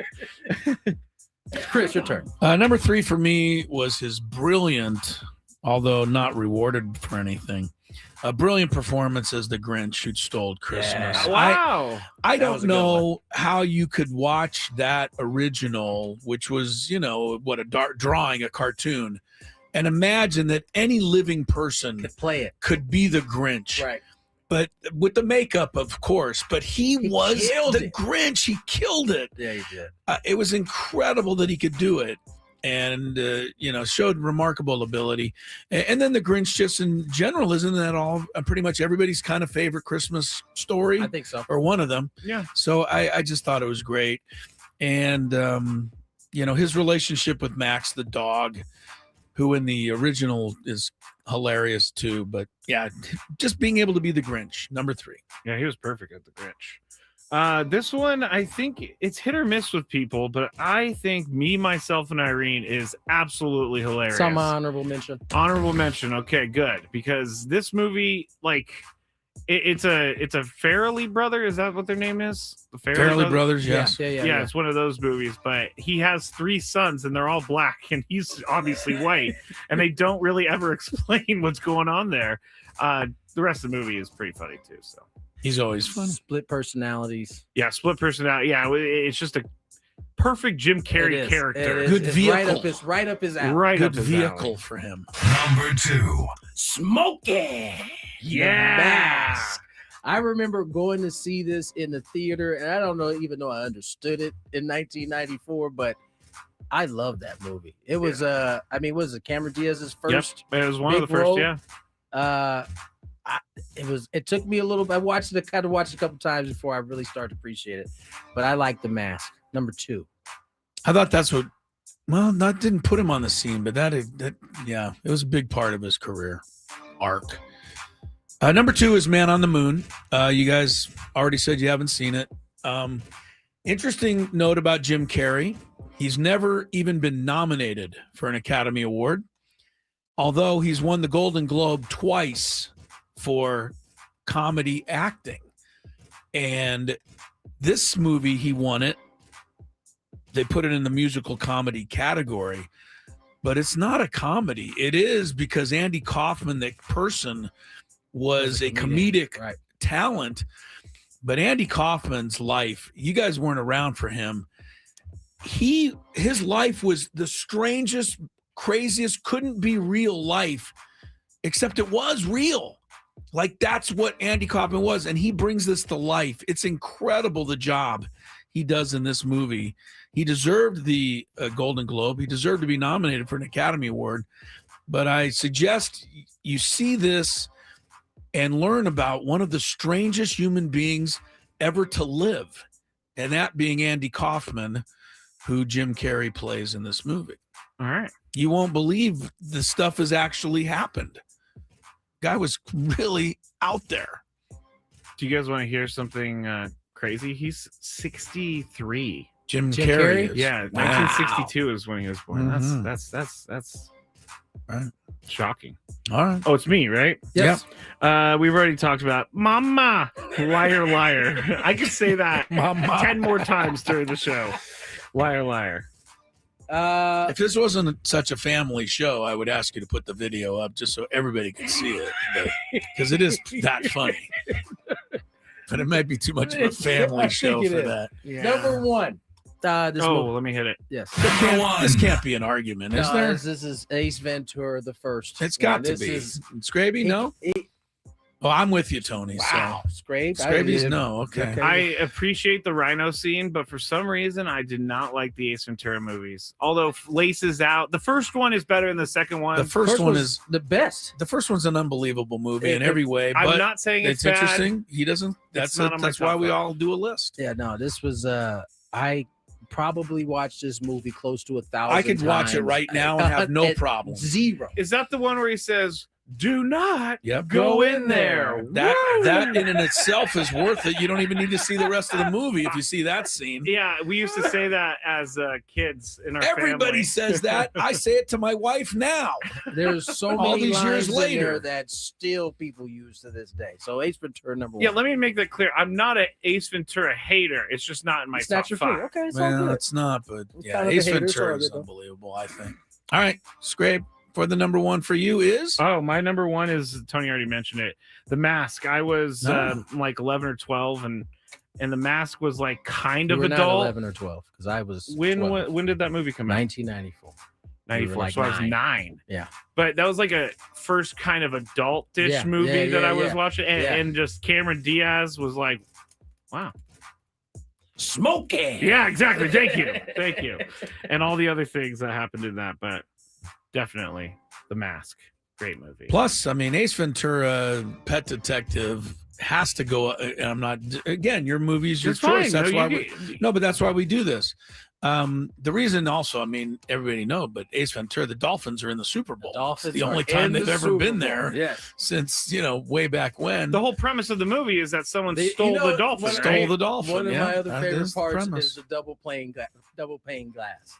Oh! That's one of my favorite. I like that parts. also. When he, that's how he figures out the crime. The crime, yeah. Yeah, I don't know. It was a good movie too. On top of that, like how he came to figure out the crime, like it was. Ray Finkel laces out. Ray Finkel. The video of Ray Finkel is actually of Uwe von Schamann kicking against the 49ers in the '84 Super Bowl. Really? That's the video they use of Ray Finkel. Also, Tone Loc does a nice job in there as a fill-in guy. Very solid guy. Courtney Cox, a young actress, is the reporter or the love interest. I just like when he drives the car and he's got his head out the window the whole time. It's just, I don't know. I really enjoyed that. And I think a lot of people did. Maybe you should give it another shot, Scrape. See if it moves into the top. You know what? 5. I'm gonna kick Fun with Dick and Jane out, knowing it's a remake, and I'm putting Ace Ventura in. Fair enough. Should be in there. Belongs in your top 5. I mean, I've said the entire movie my entire life, so I should put it in there. Let's get to break.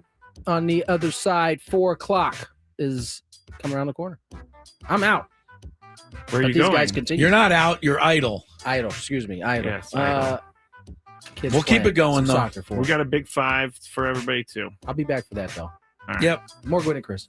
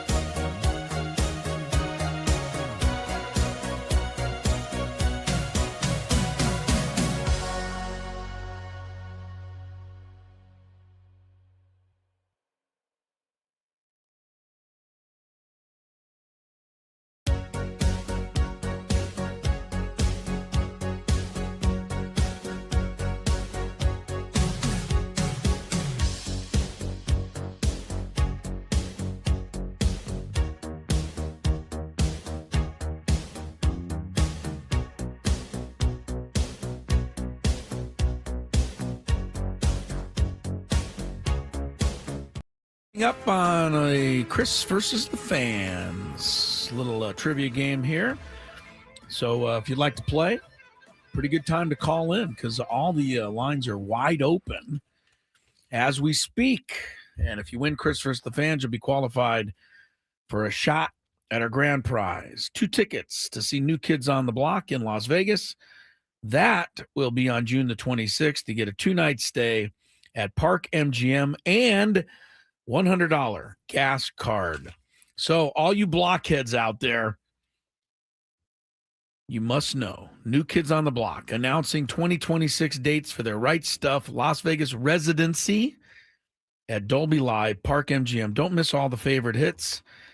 Live in Vegas, NKO TB, February through October of next year. Tickets on sale now at Ticketmaster.com. Or get yourself qualified to win some right now. Quick question or quick note before we go to the intro. Yes, sir. Last night, I refereed basketball. Okay. With a good guy, Bob Daly, excellent referee. In fact, he's a good guy in every way, except he's just a diehard Dodger fan, and he's annoying about it. Oh, yeah. Other than that, Bob, terrific guy. Anyway, Bob called in on Chris vs. the Fans yesterday as Jake. He was our first contestant yesterday, and he told me when we ref together that he had come up short in the game. Interesting. Yeah. So. Fake names here. Fake name. Yeah. And he said also that he's in the computer like as Jake from State Farm way back when. All right. So I don't know if any of the rest of you use fake names when you come on, but that hurts. If he does win a prize, that hurts his chances because I don't know that he cared to win the prize. He just wanted to come on and you. Yeah, he wanted to beat me and Chris versus the Fans. Dodgers fan though, huh? Bob, you're still a good man. Thanks for playing yesterday, Bob, and thanks for reffing with me last night. We got through it without incident. Here we go with today's matchup.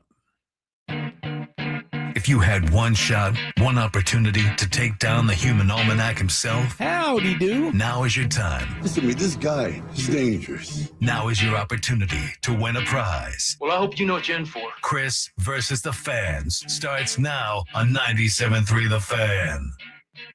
All right, the rules. You have to make it through 3 questions. Each question will get more difficult. If you get the question right, you move on. If you get it wrong and Chris gets it right, you're eliminated. But if Chris gets it wrong, then you move on to the next question or you win. If you're a first-time player, like Jake wasn't, let us know, and you'll get that first question for free. You know what Bob Daly also had the gall to ask me last night before we refereed? Something about the Dolphins? Nope. He had the gall to ask me, how close am I to Google so I can answer all these questions? Wow. Man, he's really going in on you. Yeah, it's a little harsh, Bob. Is he listening, you think, right now? I don't know. All right. Probably. He's a big listener, right, which we appreciate. Next time I see a Jake on the line, I'm going to be extra cautious. Extra cautious? No, he was calling me out, though, in an indirect way of saying that maybe I cheat to answer these questions. Maybe I do. Maybe you do. All right, let's get to our first contestant. We'll just move on from that. Let's go to Dave in Lakeside. Hello, Dave. Hi, Dave. Hey, this is number 5, formerly known as number 5. Number 5. In the bracket. Say that one. It's going to be I beat you in the brackets, and this year you beat me. So, which bracket we talking about?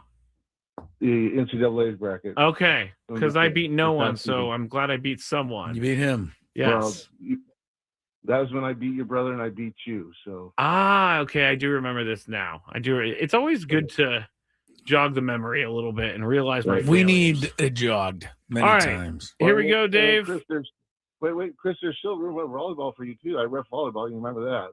Yeah, you want to ref volleyball, Chris? I don't. You just stand there. You don't have to run. Yeah, you don't have to run. That's why I don't do it. I enjoy actually the workout part of refereeing. All right, here we go, Dave. We're going to question number 1. Which NBA team has only lost 1 game so far this season? That would be the Oklahoma State Thunder. He's on it. Nice job. Nice job. Nice job. We'll go to question number 2. Kirk Cousins has played for 3 teams in his NFL career. Name all 3. Can I give a nickname to one since I'm a Packers? No. Okay, the Vikings Thank you. and the Washington Commanders, Okay. aka You can say Redskins. He was a Redskin. Yeah, he was an official Redskin. Yeah. Mm-hmm. And the third? Kirk Cousins. that would be the Atlanta Falcons. Nice job. There Nailed it. we go. All right. That's who he plays with crazy. now. And you said you think because of how he played last night, he might. I didn't say Oh, that. somebody else did. Yeah, I read it online. I didn't say. I was passing it along. But did you know he played 6 years for Washington? He played 6 years for Minnesota. So is he going to get 6 more years? I don't know, but I know that he's made more money than any bad quarterback has a right to. I don't think he's a Yeah, bad you're right. He's quarterback. not bad, but you know what I mean. He's not. Yeah. He's not like a stellar quarterback, but I mean, he's got a little bit of the Lane Kiffin thing going, which is every time somebody needs a quarterback, they bring in Kirk Cousins Well, not to be the anymore. guy. He's in Atlanta for the foreseeable future. All right. All right, here we go. Question number 3 for Dave. All right, Dave, there are 2 starting quarterbacks in the NFL right now tied for the most amount of fourth quarter comebacks in a single season. Yeah, brother. Name one of the 2. Again, there are. Go ahead. Most fourth quarter comebacks in Here, a single season. I'll repeat it. There are 2 starting quarterbacks in the NFL right now tied for the most amount of fourth quarter comebacks in a single season. Name one of the 2. Knicks. Bo Nix. Stay there. Mahomes? Wow. It's not Mahomes? It's not Mahomes. You're never going to believe that it is Matthew Stafford and Kirk Cousins. I didn't really understand the question, but that's okay. Okay, Chris. I thought it had something to do with fourth quarter comeback wins, right? Yeah. Okay. Most in a single season. Both of them And had Cousins 8. has more than. No, both of them had 8 in a single season. And Matthew more- Stafford and Kirk Cousins. Okay, and that's tied for the all-time record. All-time record. Okay. I'm not knocking. You're probably right. Yeah, in fact, I'm sure you're right. This is a stat that has never meant a lot to me, though. Fourth quarter comebacks. Reason. Why? Because they're not all alike. What do you mean? Well, okay, last night Kirk Cousins came from 28-14 down in the last 6 minutes. That's a great comeback. But he also would get credit if they were down 7-6 with the ball on the 1 yard line to start the fourth quarter, because that would, quote, be a fourth quarter comeback. Okay, I see what you you're see what I saying mean? there. I do. They're not all created equal. I think is what that I mean. The year Kirk Cousins got all of his comebacks was his year in Minnesota. Yeah. So I'm saying it's great, but to me, all fourth quarter comebacks are not created equal. Number one. Number two, you could win the game on a pick six, and they would say Kirk Cousins had a fourth quarter comeback. I don't know if that's true. Well, okay, but how do they judge it? I Is don't what know. I'm asking. I don't know. Let me look that up. But let's go back to the game. Or was that it? That's it. I That's lost. it. Yes, you lost. It's Oh. all over. It's all Who good. won? Dave. Dave, you're it. Okay. Dave. Man, good to see I'm on top of things right here. Well, you're just so thrown off by the incredible question. It was a Hall of Fame question. All right, so Dave wins the Chris vs. the Fans today. Yes. Was he the first contestant? Yes, he was. Yeah. I know. All right. Good I job, know. Dave. I know, Chris. Well done. The And, determination of a fourth quarter comeback in football is based on specific. The team must be down between 1 and 8 points at the start of the fourth quarter. The team must have an offensive scoring drive that either ties the game or puts them ahead. The team must win the game or tie it after the offensive scoring drive. So basically, you have to score, and the other team can't score again, and you get the fourth quarter comeback. Yeah. Anyway, it's a bit of a strange, because I know they used to throw that out there. Yeah, Marino's got 52 comebacks and Brady's got a 73, and I just never knew what one was. Okay. To me, like I think there should be a separate category for comebacks. I'm not knocking the question. The question's good. Dave wins.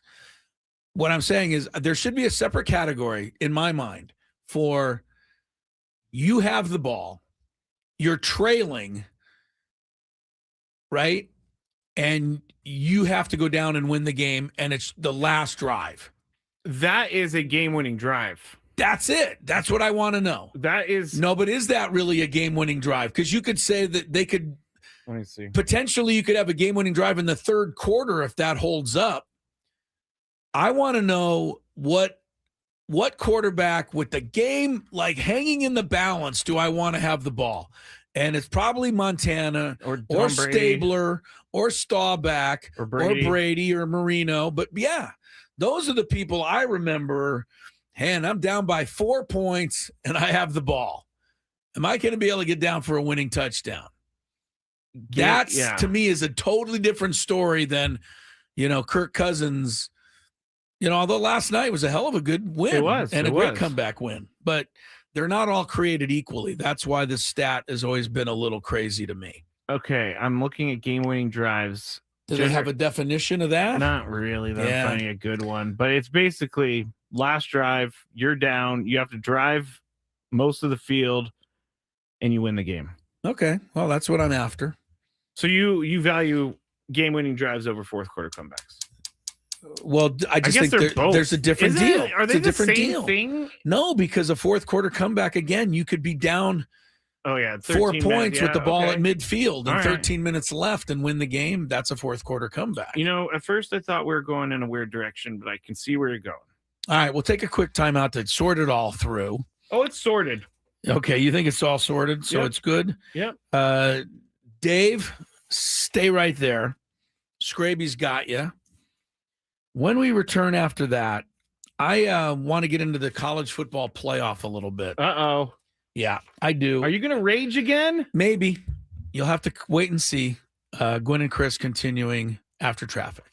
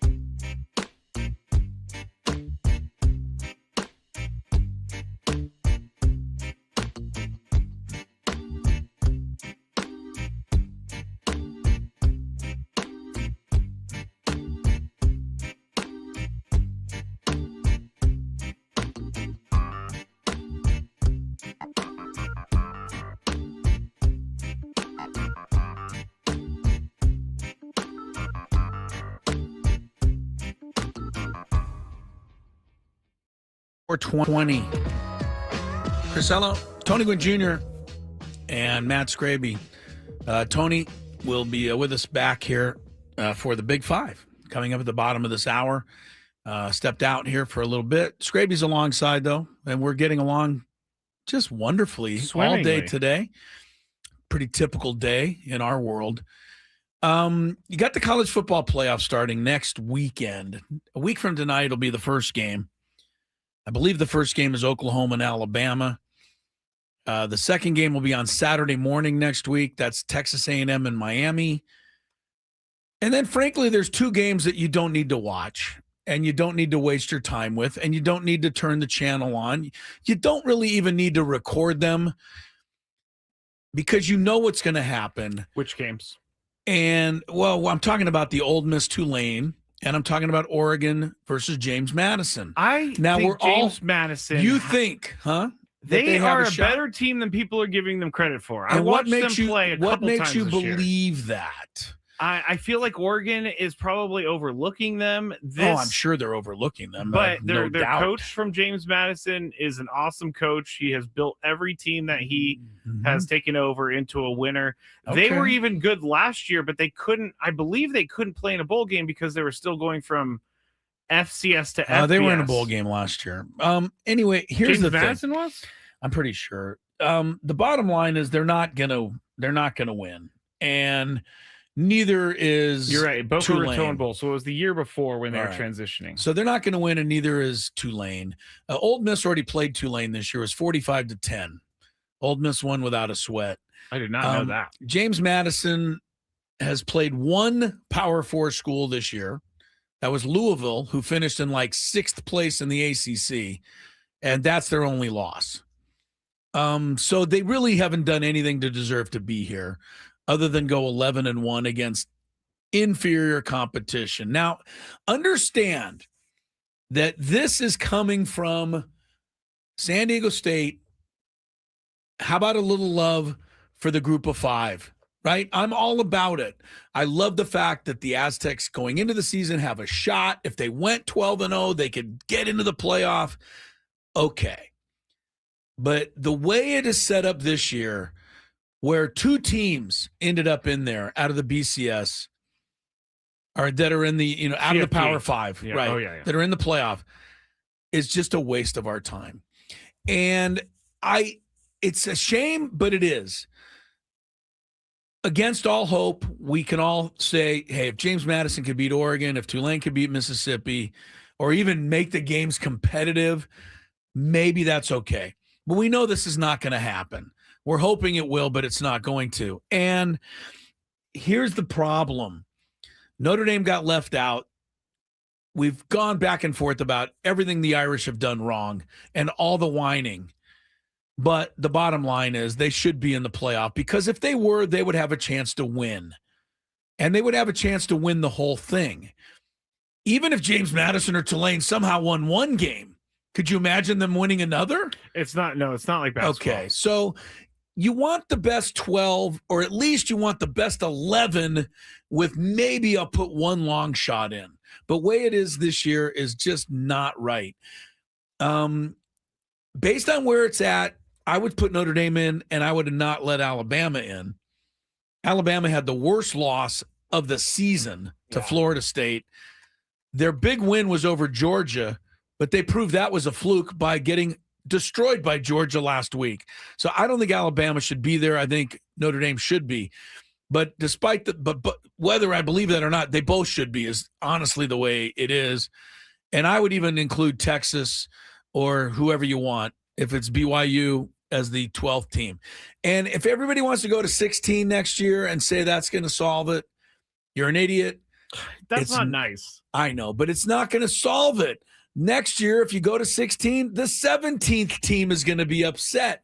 There's no way to put the right number in there that's going to make everybody happy. I think we have spent far too much time. Oh, I'm not talking about this show. Right, but talking about this in general? I'm talking about in general. We have spent far too much time on this. Believe me, this is what college football loves this. This puts them on the map, even though it's in a negative light. Do they really like this? Because they get nothing but negative these days.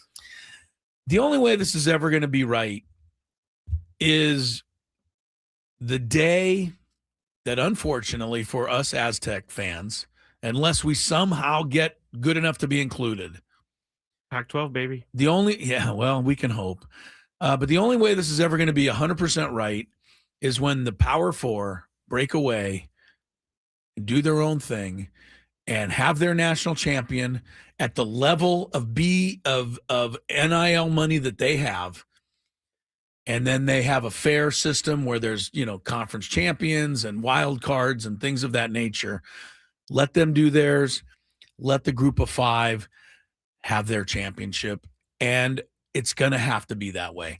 There's no way there's 130 schools that can compete at the same level as Georgia, Ohio State, Michigan, Indiana, whoever it is.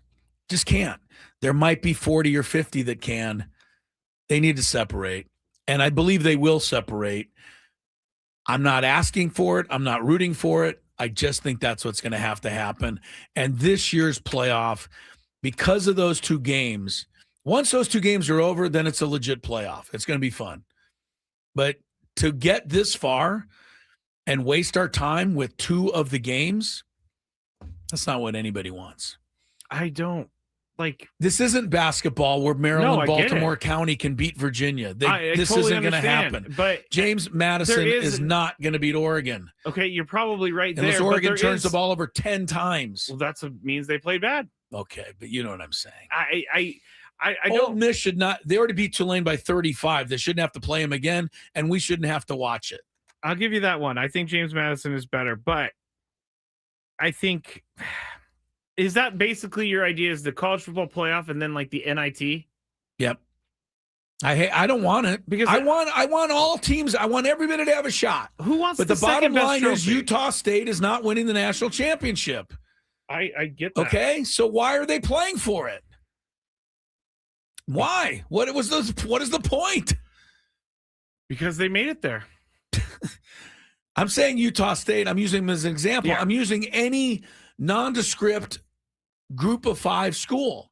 Why is Jacksonville State? Why is Liberty? Why is Kennesaw State? Because they qualified. Why are they in the same league going for the same championship that Alabama's going for? Can you imagine if they didn't let those teams in? At least they're letting the teams in. But they shouldn't. Separate, do your big NIL people over here. Let the rest of the schools, which is still 60 or 70 solid college football schools, compete for their championship. There's nothing wrong with that. Gator Padre says, fair point, LO.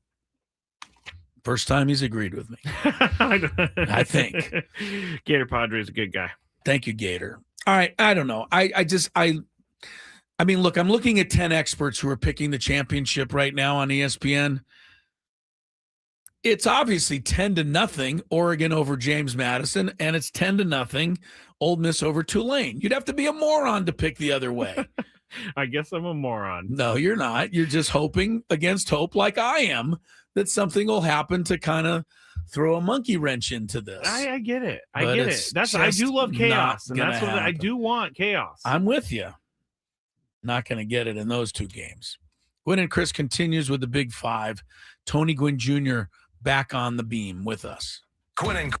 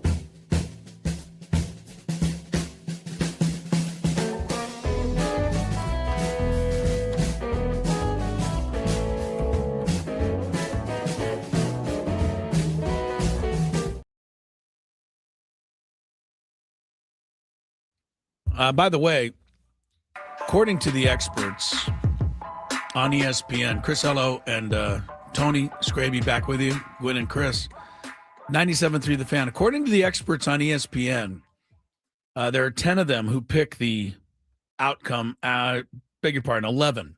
11 experts picking the outcome of the whole tournament. 10 of the 11 pick either Indiana, Ohio State, or Georgia to win it.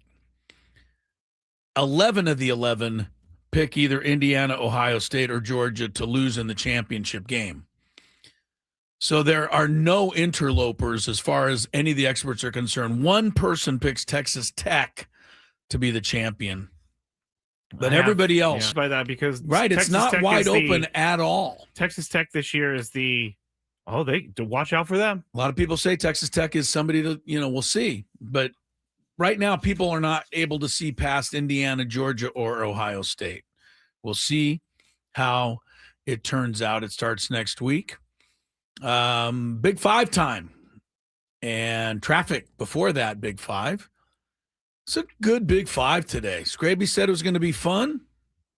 He was right. Light and airy. From the 855 Get Ross Traffic Center, protecting San Diego after accidents or injury. This traffic report is brought to you by the California Office of Traffic Safety and Caltrans. Loaded up on the 15 northbound at Miramar Way. Got the center lane blocked because somebody broke down. And then the 8 westbound at the 805. There's another accident. On the 5 southbound at Washington Street, the exit ramp is blocked with a crash. Further south at the 15, you have another wreck. My mom, my dad, works for Caltrans. On the freeway, right next to speeding cars. Please be careful. Flashing lights mean move over. Brought to you by the kids of Caltrans. It's that time of the show when we check on the latest in sports. Only the most important topics and questions are brought to light. Stop what you're doing and listen. These news stories will astound and amaze you. The one, the only. Oh my God, who the hell cares? The Big Five starts now on 97.3 The Fan. Guys, I thought it was a Friday, and it's late in December, so I thought we're going to have a really fun Big Five today. And we're going to start with a fantasy football situation. We're going to end up going to Joe Burrow, who's seems like he's very sad these days. And we're also going to talk about something that we have an expert on, a radio personality that travels with a team because someone out there did something bad. So we'll talk about that in the Big Five. Number 5. Well, let's start where with does the fun part come in? Yeah, we're still waiting on that. The fun is the easy topics, the less serious topics. Okay. Serious question. Yes. Which rundown is it? You I got deleted the other one. No, it's not on mine. I still see both.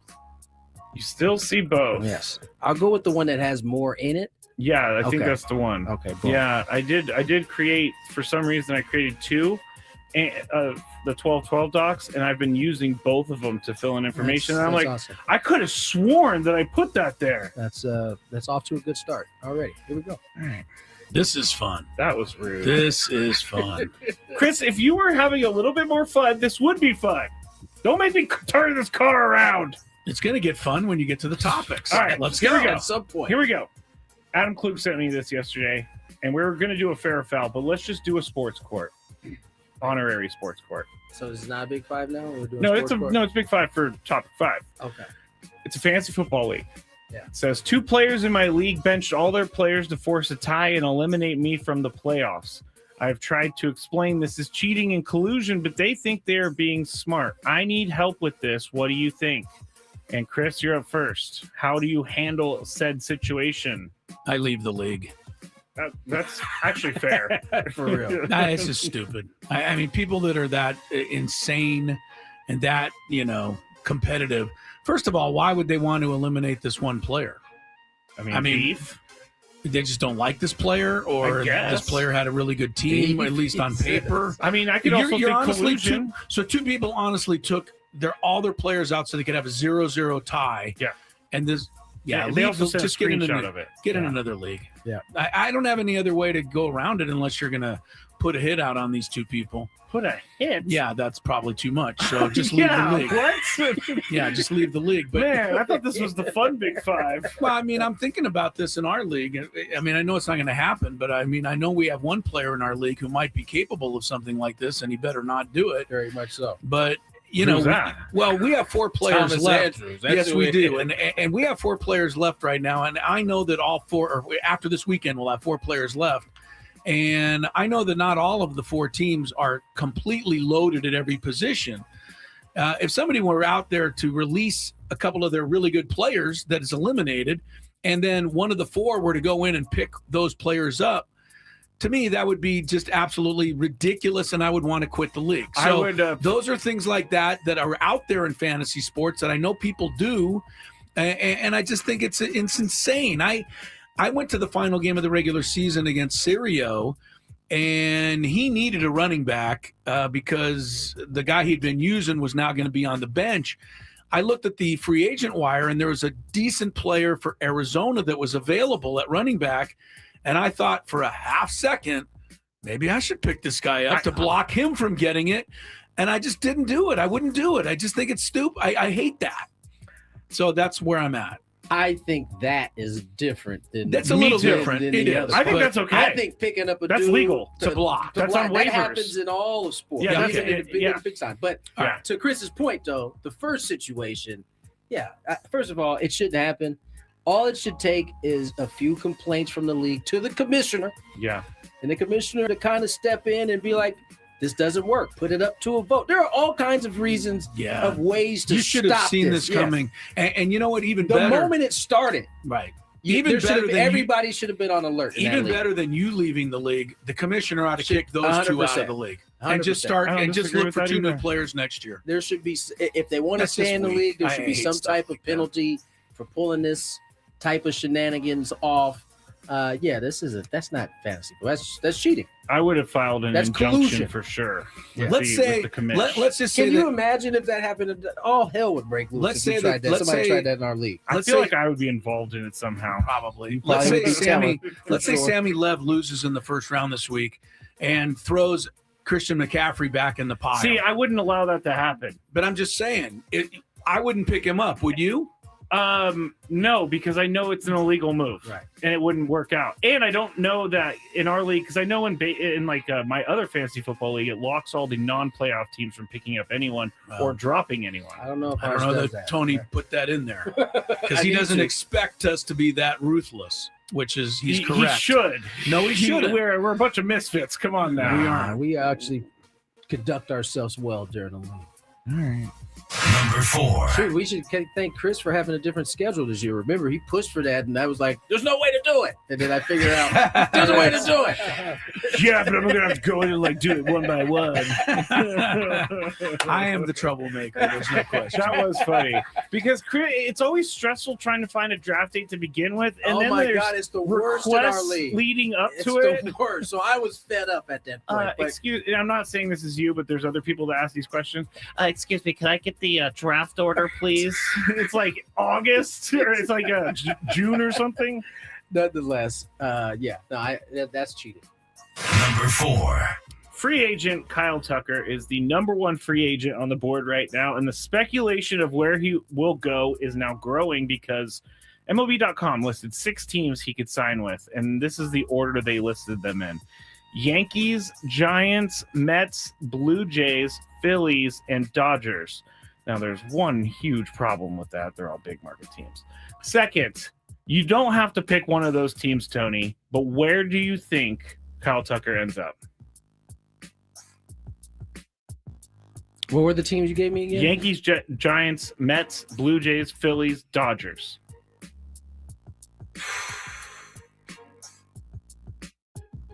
You could say Rockies if you feel like you're it. not going Rockies. I mean, the Blue Jays would be really turning up the dial. Yeah. I don't know where he ends, but I like him in the Blue Jays lineup. I really do. I think out of all of those places you named, it's probably the best hitting park. You're going to be in a pretty good lineup. They have money to spend with the likes of Bichette coming off the books. And yeah, man, I think that might be the best fit right there. Toronto. Chris, where do you think Kyle Tucker is going to end up? First of all, I just want to say that I'd love to somebody ought to reward Kyle Tucker's PR agent with a hefty salary raise, because Kyle Tucker had a terrible season last year. He fell. Well, you look at what he did the first half and compared to what he did the second half, he completely disappeared from the Cubs lineup the last 3 months of the season. He had a broken he had a fracture in his hand. Okay, well, then buyer beware is all I'm saying. It just, to me, it's interesting that somebody gets anointed by somebody somewhere as the top free agent. And I don't know that they always necessarily are. Maybe he's that good. I think he'll go to the Phillies. Castellanos is out of right field. Kyle Tucker's in. There. Philly be another Schwarber and Bryce be a lot of Harper. lefties though. Oh wow, that'd be a real problem. They'd all hit the ball over the moon. Number 3. All right. NFL teams reportedly took notice of Cincinnati Bengals quarterback Joe Burrow's comments this week regarding the recent hardships he has endured through injuries and on-field struggles. Here he is his exchange with reporters. If I want to keep doing this, I have to have fun doing it. I've been through a lot, and if it's not fun, then what am I doing it for? So that's the mindset I'm trying to bring to the table. Maybe I'm reading too much into it, but it seems frustrating. There's just a lot of things going on right now. Football related, personally? All the above. Like you said, there's nothing. All we can do is focus week to week and try to win games. I don't think. All right, you get the idea. Joe Burrow is seemingly depressed. He sounded a little down and out there. He definitely sounded down and out. Now, when Jamar Chase, his teammate, heard about this, he actually thought it was an AI video. But ultimately, it did kind of have a little AI tint to it did, but it's not. It's not. AI. And ultimately, I couldn't play his thing because his thing was longer, but it was good. He said he's still the same guy who shows up every day. He still cares about his teammates. He still shows up to play. He still shows up ready to work. Yes, he does. That's proven on the field on Sundays. He's playing well. Chris, do you think Joe Burrow Although is that was laying... a horrendous interception he lost the game with last week, let's be honest. It was snowing. Okay, go ahead. Do you think Joe Burrow is laying the groundwork to get out? I do, and I'm reading between the lines there because I think Joe Burrow is a pretty honest guy, at least from what I've seen so far. And so I think he would honestly be willing to state the reason that he's upset and semi down and out if he felt he could say it. Right. But I don't think he feels he can say it. And so I'm going to say it for him. Please. I play for one of the worst organizations in the league, and I'm sick of it. I just think that's it. I really do. I mean, he saw what Jamar Chase went through. He saw what Higgins has gone through. He saw what Hendrickson went through. He, eventually will probably have to go through something, or there'll be other players that he needs that are going to go through it this offseason. I don't think he wants to be there anymore because it's a terrible organization, and I think that's what he's saying without saying it. Real quick, why did he sign an extension then? Why not just play out his contract and go I think elsewhere? he signed it before a lot of this other stuff started happening with Chase and Higgins and everybody else. Some can say that Joe Burrow's contract is leading to the Here's the deal. We don't know that he wasn't told that they would still be able to put a team together, regardless of whether they. I'm sure he signed saying, "Can you afford to build a team?" Come on, everything about him says that he enjoys playing football. He enjoys being a winner, but right? he's not going to enjoy it if he doesn't win. Like a lot of guys, I think, could just go home and not care as much. Right. What I read between the lines was there's clearly some things going on in the back channels of that probably reinforce things that he's already seen in Jamar Chase and kind of how they handle Trey Hendrickson the whole time like that. All of this is by the way, to Chris's point, has been things we've seen, I don't know, every 5-10 years from the Bengals. Like they do this. This is what they do. A pretty consistent thing. So, yeah, I do think there's some part of him kind of laying the groundwork for. Listen, these guys aren't serious about winning. I am. Get me up out. And of if here. we do win, we're going to have to win despite this organization, which is really harder to do. Especially in the NFL. Yes, I think of what the Cardinals players used to talk about off the record that got on the record was they were tired of paying for their own laundry during training camp. Like the only NFL team that didn't provide these services. You may think that's silly, but man, when you're with a team and you're traveling and you're there and, your flight's not ready and your bus is, late and the hotel rooms are lousy, that's the kind of stuff that I think eats at these guys, especially when they hear another team's not going through that kind of stuff. When the rest of the league is doing it one way and you're with the one organization doing it another way, you start to build resentment for that, I'm sure. I remember reading that one of the teams on their flight had to pay for their own Wi-Fi, and I don't remember which team, but I figure it's the Jets. It might be, but here's the thing to Joe Burrow, if you're listening, Joe, and I know you like our show. The Dolphins were rated the #1 franchise off the field. Dolphins get into this? Because we need him at quarterback. That's why. And I'm trying to recruit. He would look good in those colors, too, I'm trying to recruit. Next time you say I hijacked the show of the 49ers. All right. You don't need a quarterback like we. Some say we do. All right. On his radio show, Ramon and Will Bowling addressed the situation regarding his potential removal from the Tennessee Titans flight charter. Flight charter is the same thing. He apologized for sharing a story from the team plane that should have been off the record, acknowledging that he did break the team's trust. The original story involved Titans defensive end Arden Key using the intercom on the plane to tell teammates to ignore rookie quarterback Cam Ward's post-game comments, which were comments seemingly downplayed the win in a 2-11. Who is the guy season. who did this? Will, what is he? He is the sideline reporter. Oh, okay, thank you. So he has been removed from the team charter. He is not allowed to travel with the team anymore. Tony, my question is, you fly with the team all the time. Is this a fireable offense? Is this not just a slap on the hand? Yeah, is this a fireable offense? This is definitely a slap on the hand. No, I'm saying should this be a fireable offense? Yeah. Especially when you're considering the position and player you are making look, putting in a certain light. I won't say it's a fireable offense. I'd say that actually the punishment probably fits the crime on this one. It's just kind of I thought obvious thing that you don't go repeating conversations, especially one that is putting not just Cam Ward, because Cam Ward said what he said to the media, so that was going to be out anyway. But to now have the pile on, hey, even the such and such person in the locker room was got on the intercom and was ignore his comments, because you know what that then breeds? More questions the following week, and it's not even self-inflicted this time.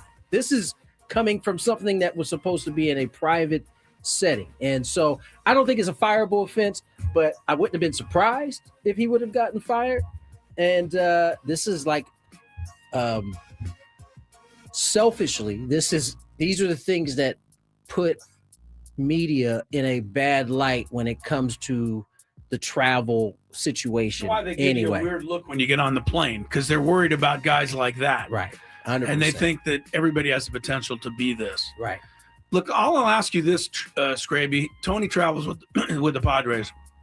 How often do you ask him for a little sidelight information, and how often does he say, I don't know, and he doesn't tell you anything because he's not going to? How often do I ask? Every time he gets back That's from a right. road trip. And he's not going to tell you, and nor should he.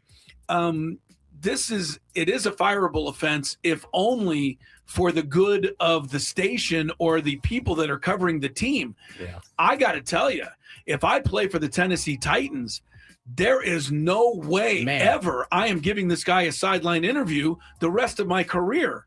This is Ken Rosenthal-like. This guy's going to now be on my sideline. How do I know if I walk off the field and the coach, took me out and I go, man, I hate my coach right now or something, just out of frustration, that's not going to get on the air now because I can't trust this guy. As soon as you lose your trust, you're out. Yeah, you're completely out in this situation. You know what that reminded me of? I don't know if this was your guys' experience when you guys were kids. You get yelled at, you get sent to your room, and you close the door. and you're like yelling into the pillow about how mad you are at your mom or dad. I wish you would. You know what I was about to say. I'm just saying you can't say anything. I want to see where Tony was going with this whole yelling into the pillow. No, I'm just saying that's kind of how as it pertains to a guy being on the plane. Oh yeah, and frustrated. Can't even believe this. Will Bowling thought this was something he could do. I mean, really, I don't even know how you could have the job he has and think that he could share something that's happened on a private I'll give plane. him this. He owned up to it right away. He did. But he said it was my fault. I was really dumb. have much choice. Yeah, well, you know what? But you know, in this day and age, people are going to fight these things and make a big deal about it. Okay, so you're going to give him that. That means you're going to give it to somebody who, I don't know, runs over somebody with their car and then says, different. "You know what? I did it." Why do you always go to the extreme? You know what? I'm going to give it to you. You did admit to running over the person. Well, yeah, but you still ran over them. That's not even close to being the same. Okay, but it's a similar. I don't know that whoever he works for can fill away the radio station. Is it the station? Yeah. Can fill away if all of these players moving forward. I can't believe the Titans are even going to allow him to stay. I'm not doing interview with your station. How would the Titans? Then it becomes a problem. How have the Titans not called the station and said, "Get rid of this guy"? I think they have bigger problems. I don't think they do. Honestly, this is a could big be problem. No, I don't think it's that big of a problem. You don't understand how the framework of a team works. No, then. I do understand. I understand that him repeating stories is a problem, but I don't think this is the Titans' biggest problem right now. I don't know. It's a big problem. Being 2-11 with no they knew they were head coach. Mike McCoy is the team's head coach. What did we expect? Number 1. All right, the Madden video game has added the most unlikely player in a very long time. Mr. Phillip Rivers has now been added to the video game. And so I'm going to ask you guys what rating you think he got. But since Chris is not familiar with the game, I'm going to give you 99. No. He didn't get a 99. No. It's a Hall of Famer. Come on. I'm going to give you some of the quarterbacks that are middle of the pack and what they're rated. Bo Nix is an 81. Caleb Williams is an 80. Aaron Rodgers is 79. CJ Stroud is 78. Trevor Lawrence is 78. And Bryce Young is 77. So I'm going to let Tony go first. What rating do you think Phillip Rivers got? 68. 68. Chris, what rating, knowing what those quarterbacks are what's at? Tua? I want to know. Honestly, I can find out while you're giving me a guess. Well, I'm going to say 68 is about right. I mean, he can't be rated as high as Bryce Young until he goes out and plays. 75 for Tua. Tua? Yeah. Yeah. Okay, 76 then for Rivers. He's better than Tua. Wow. Already, without even stepping out there. So Tony might be a Madden grader because of course he is. He was 70. Yeah. 70. All right. And it's funny because his arm strength is like 83, but his movement is way down there. Yeah, but his movement's always been zero, I know, as he said. They could probably just carry over his movement stats from when he was in the game. Apparently, in 2012, maybe, he was a 96, which is the most he was ever in the game. Phillip Rivers is a Hall of Fame quarterback. Yeah. Let's not be let's be honest about it. This guy's one of the tip top ever to play the position. I don't know that he's going to be quite that now. I do think it's hilarious that the Colts continue with this charade as we don't know who's going to play. Do you think Sunday they're actually trying to see if know Riley Leonard can play and make Phil the backup? I don't think so. I would be trying to see if he could play. Otherwise, I know why they're doing this. They want to make them have to prepare. Of course, you always want that. Right. That's an easy one. Stupid games that these teams play sometimes, man. Stupid games. They know darn well who's starting Sunday right now. Believe me. His name is Phillip Rivers. I think it will happen. It's the only reason I'm going to watch that game. If he does start, I am going to watch it too. You're not tuning in to see anything else. When we get back, it's the happy hour. We're going to give away the biggest fan, and we're just going to wrap everything up for the week here on 97.3 The Fan. Hey, it's Ben and Woods. Sometimes sports is serious business, but a lot of the time, Tony, much more. Tony, I don't know where Tony went. Because Tony, I see the corner of his room. Oh, well, hopefully he'll be back shortly. Harbaugh. I'm not sure where he went. I might text him to see if he's okay here in a second. Hope he didn't. Yeah. Did you think he fell in the shower or something? I hope he didn't meet with foul play. You think he met with foul play in our commercial break? I don't know. I mean, he is in New York City. So. He's in New York City. It could be. You never know. All right, we'll just go forward. We're just going to go forward without Tony. I'm sure he'll rejoin us when he gets a moment. Everybody stare at that box in the top right corner because it's just the corner of his room. I'm going to look now. I'm kind of intrigued. Oh, someone says maybe he's in the bathroom. I don't know. He's been known to go there. As have all of us, frankly, but him more than most. Over under, Tony just forgot that he was doing the show. That's not nice. So maybe that's what they're thinking. You know what just hit me, Chris? No. What if Tony or something and he forgot his room key? That is something that he is more than capable of doing. Because he would never be gone this late, this long, with knowing that he was on the show. No kidding, man. We took a commercial break like 5 minutes ago, and he has not returned. I'm going to text him.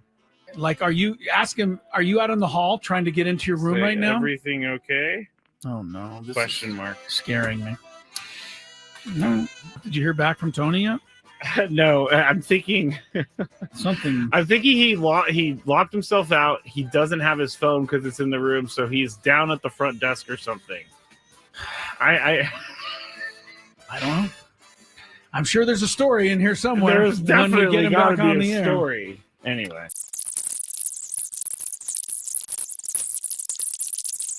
I was very concerned about Tony, and I took him off the screen because he's not back. I guarantee you he got locked out of his room. I don't think you're wrong, because that makes sense. But how far away is the lobby? Of course, the New York hotel, it could be one of the aisle to get up to the... And he's just sitting in line. I don't know why I find this so funny, but it is. Well, it's funny if he comes back with a funny story. Yeah, like I locked myself out. It's not funny if he fell and hit his head somewhere and we don't know where he is. That's not funny. With his phone, because he hasn't gotten back to us. Has Tony locked himself out before? Not during the show, but I'm sure he has at one point in his life. Of all people, Tony would certainly seem to be one who would do it. Oh, August also says, Clinton said, got to use the key card for the elevator too. So maybe he's just stuck. You can't even get down? No, you don't need the key card to go down. Okay. You only need those to go up. You should be able to get down to the lobby to say, hey, I locked myself out. In New York City. But if we do, can you go to the Padre Hotel and knock on Tony's door? We don't know where he is still. No. Still hasn't come back. And I turned on It's been 20 minutes now. I know. Now I'm starting to get a little worried. Yeah. Where'd he go? What happened? I don't know. I would call the front desk of the hotel, but I have no idea where they're staying. I don't know where they're staying either. And when you sent him a text and said, is everything all right? We have not heard back from him. He is still not back in his room. I bet you he is standing in line in the lobby as we speak. Trying to get his key back. Someone said text Jesse or Dave. And it's really not a bad idea. Maybe at the next break, though. Yes. If we get to the next break, we got to text those guys so that they can go make sure he's okay. Because I don't know where he is. It's crazy. Dave Marcus is probably the one to text. We'll text Dave. Because he's, Jesse could be doing anything, but Dave's always there, ready to go. You're trying to say Dave has a ho-hum life and he'd just be sitting around waiting for a text, whereas Jesse might be busy? Is that what you're... Dave's been doing this job for like 30 years. I don't think the what is the word I'm looking for? Never mind. All right. Well, there's certainly an explanation, but we don't have it yet. Text Scan. I don't know Scan well enough to text him. We're going to text Dave if this gets to the top of the hour, and we still... 5 o'clock, final hour of our week together. Scraby, you hanging out for an extra Chronicles tonight?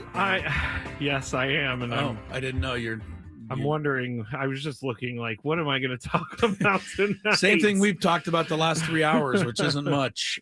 Gwynn and Chris with you. 5:04 is the time. Tony is headed out for the weekend. We're all back here Monday. For one last week before Christmas and New Year's break. I don't know what on a day like today, I guess this qualifies as breaking news. But the Oh, Blue well, then we Jays need to treat it like this, Chris. maybe Hold on. so. Hold on. Maybe. This is All right, why breaking not? news from 97.3 The Fan. I'll be honest with you. This guy had a hell of a year last year. Tyler Rogers, not Taylor Rogers. The Padres used to have the lefty Taylor Rogers of the Twins. Tyler Rogers was the side-arming right-hander for the Giants, who right at the end of last season, he did not help the Mets. He went 0-3 with them. But overall, he turned in a 1.98 ERA last year. Blue Jays liked him enough. They just gave him 3 years, $37 million. And see, what's going to happen is that now the owners are going to claim poverty when they have the next, talks in a year or so. They're going to say, we don't have any money. You just gave a 6th inning relief pitcher, maybe 7th inning guy, $12 million a year. That's insane.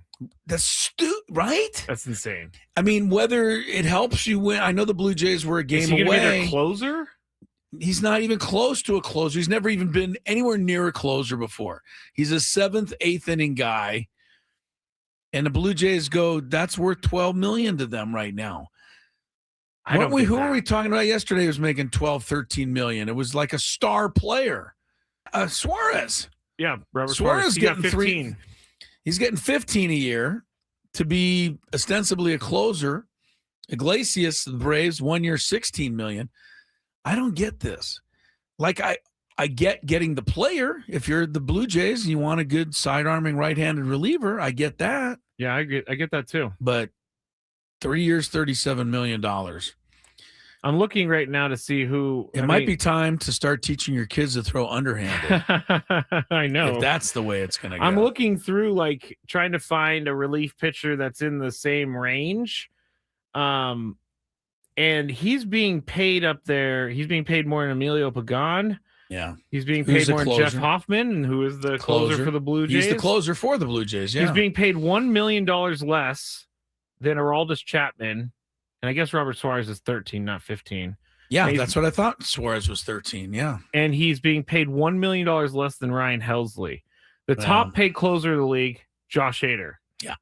So they're paying him closer money almost. Blue Jays obviously are going to just have endless at the moment, and the Dodgers, and maybe we should just let them play the World Series again.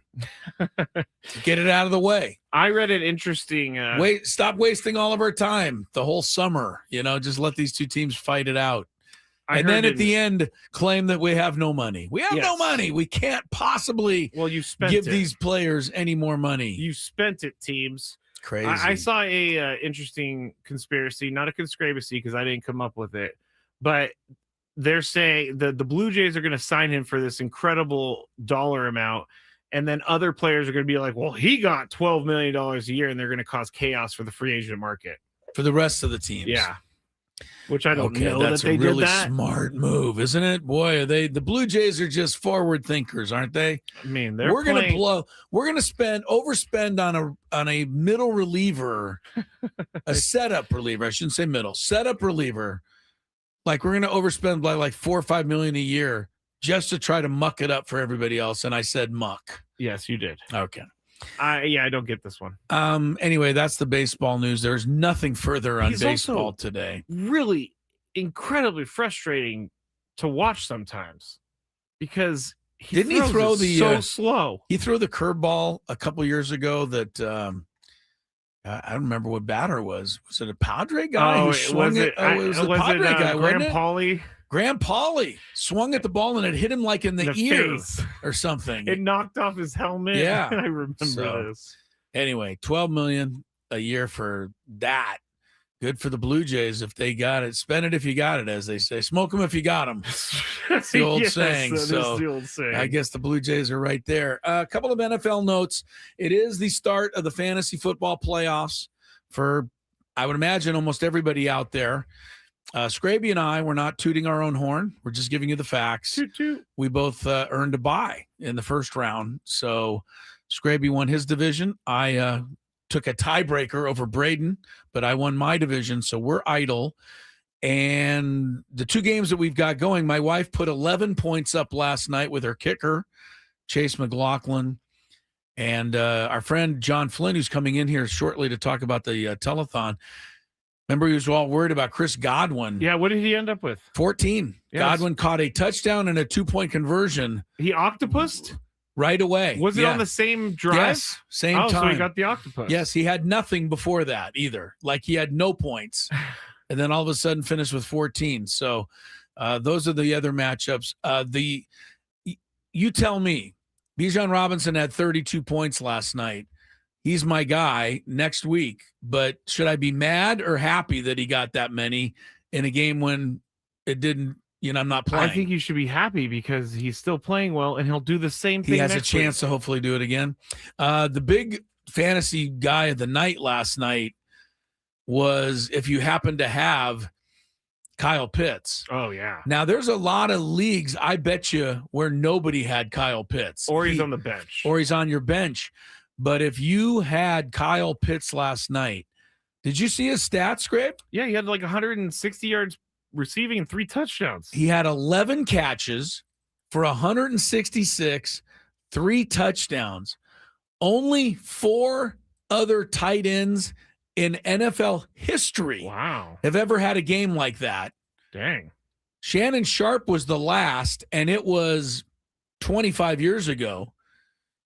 Kellen Winslow once had a game like that, the great Charger tight end.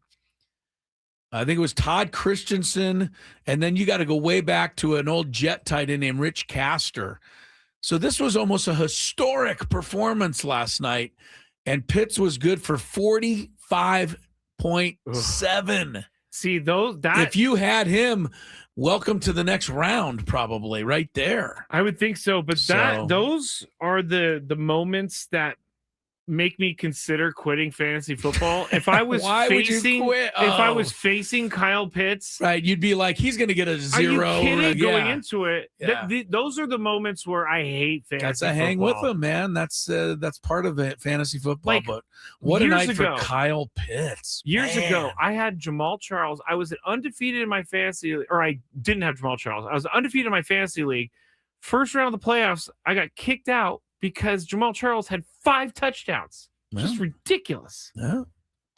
You also won it a couple of years ago, and I'm sure whoever you beat felt a similar pain. Yeah, did I beat Connor?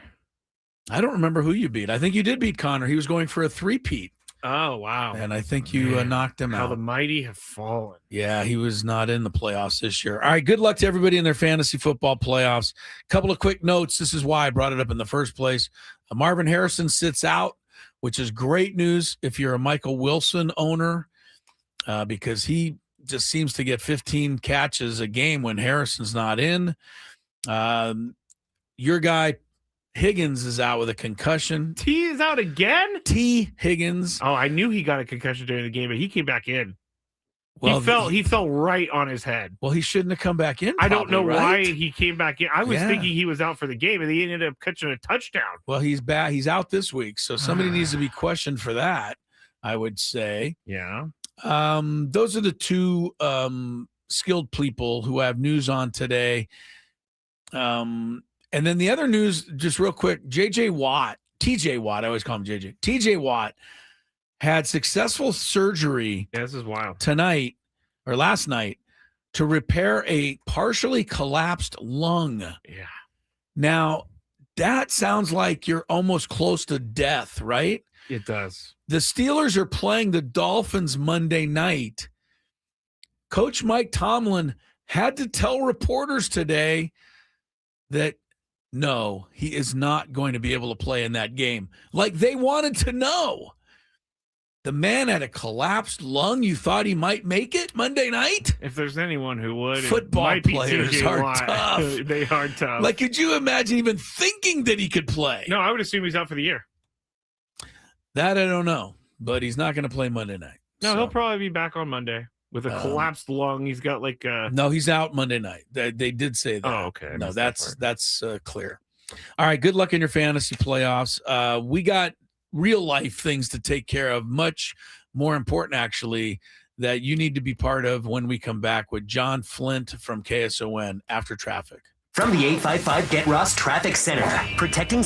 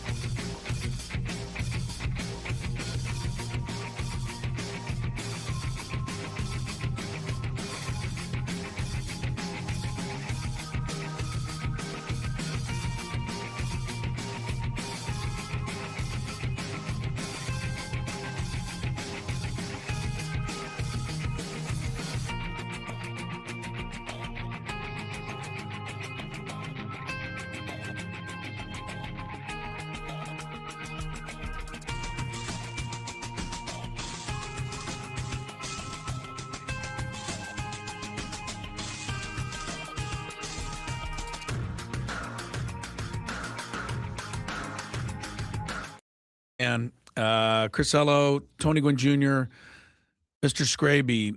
Going into the fourth quarter last night, Chris Godwin of the Tampa Bay Bucks had 2 catches for 22 yards. That would add you up to 4.2 fantasy points. That would not have made our guest, John Flint of KSON, the Hall of Fame candidate, happy. He needed something from Chris Godwin last night, and he got it all of a sudden out of nowhere, because you hadn't even seen Godwin the whole game. Touchdown, then catches the 2-point conversion. Scraby says that's an octopus, they call that. Yes, they do. I think Scott Hansen came up with it. Right, because you scored eight points in NFL. You also scored 8 points in fantasy. Anyway, a 14-point night for Godwin makes you feel a lot better going into the weekend, sir. I appreciate you saying that. Yeah. I'm still slated to get spanked by Braden.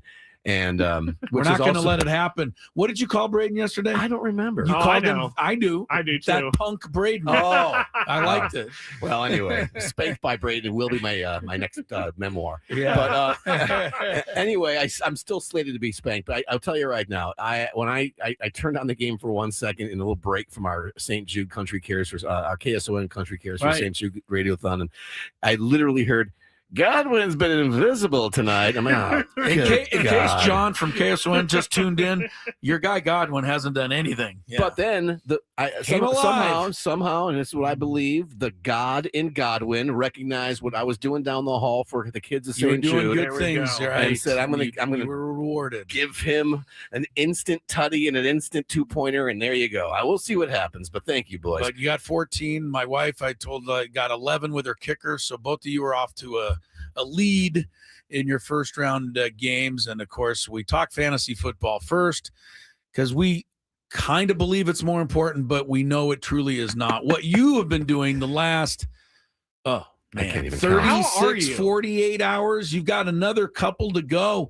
We got to finish strong with the Radiothon. St. Jude's, we're coming close to last year's total, I understand. Well, I don't want to talk about that yet because I don't want to curse anything. Okay. But we're looking to break last year's total. I'll just keep that one to myself as what it is. But yes, this is the 38th KSON Country Cares for St. Jude Kids Radiothon. Scrabes, to answer your question, I'm hanging on by a thread.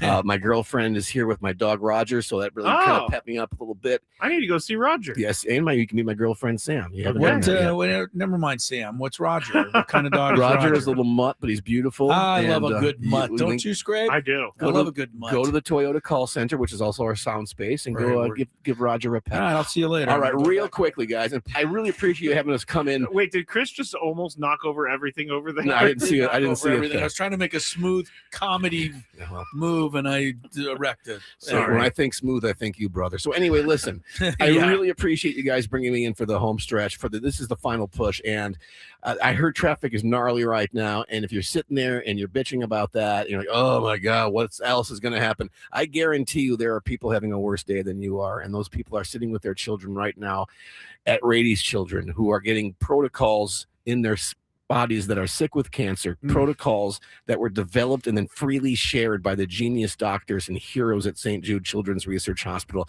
a hospital that asks for nothing when you go there for service. Believe me, the sickest of the sick children are at St. Jude's. It's a hospital with 72 beds. But behind it, I said this yesterday, there's this massive complex of researchers that don't stop until they find a cure. And when they do, they share it. They share this protocol that helps extend lives with everybody in the world for free. They don't put it up for auction. They don't sell it to pharmacies, pharmaceuticals. They sell it not at all. They just give it away. And we discovered something that will help everyone. Exactly right. And we have, this is a story, guys. I'm going to hope I can get through it. I live in Carlsbad Village. If you know Carlsbad Village, you know the Devons family. Claire has been here. Liz, Claire's mom, is here. We lost Claire years ago when she had a brain tumor. She would have been 21 years old this week. Every year, Liz comes back to answer phones to raise money for St. Jude to keep her daughter's legacy alive. They are right now, her and her husband, Joe, are in our call center right now answering phones, talking about Claire. This is a big family, and unfortunately, cancer doesn't pick and choose. It picks everybody. It doesn't have any discrimination whatsoever. So there's probably a lot of you right now listening and thinking, I'm lost. I don't know what to do. Well, you need hope. And that's why we call you partners in hope. You are not only helping kids here at Rady Children's Hospital in the LA, but you're helping kids all over the world. And it's because you're supporting St. Jude Children's Research Hospital. Is anybody else hearing that? I'm hearing that. Did we just step outside? I have no idea why this sounded happens. like This happens from time to time. Okay. All right. I'm going to switch your mics. Hold on. Switch his talk. mics. This is John Flint you're listening to from KSON. They're in the middle of the St. Jude's Radiothon. They've got an hour and a half left to raise money. And I know what he's going to get to here, but if you are sitting in traffic, like while you're doing that safely, or if you have to pull over, you can do something that's going to make you feel pretty good about the day. Exactly. Just like that. Well, I like the processing on this mic better. Yeah, this is better. We have you back inside now. I don't want to bring the show down. You're but not. I want you to think about this. I want you to think about you've had like the worst week ever. You don't like the holidays. Maybe you lost your job. Maybe you're just at your last wits.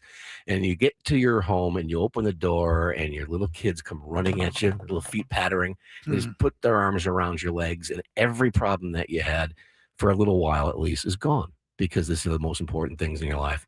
Now imagine that feeling gone. Because there's no taken from you. There's no feet pattern coming and running at you, telling you to love you, because they were lost in the prime of their life, before they can even be adults, before they can drive, before they can kiss a girl, before they can go to prom, before they can play football or join the Marines or do anything because cancer took them.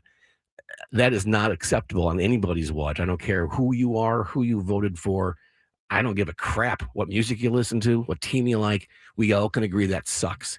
And if that makes you angry, good. Then do something about it and call 800-779-5121. Scrapes, you put that number up on the screen for me, buddy? I did, yes. All right. You can also text KSON to 785-833. A bit of background about my morning show, Tam and I.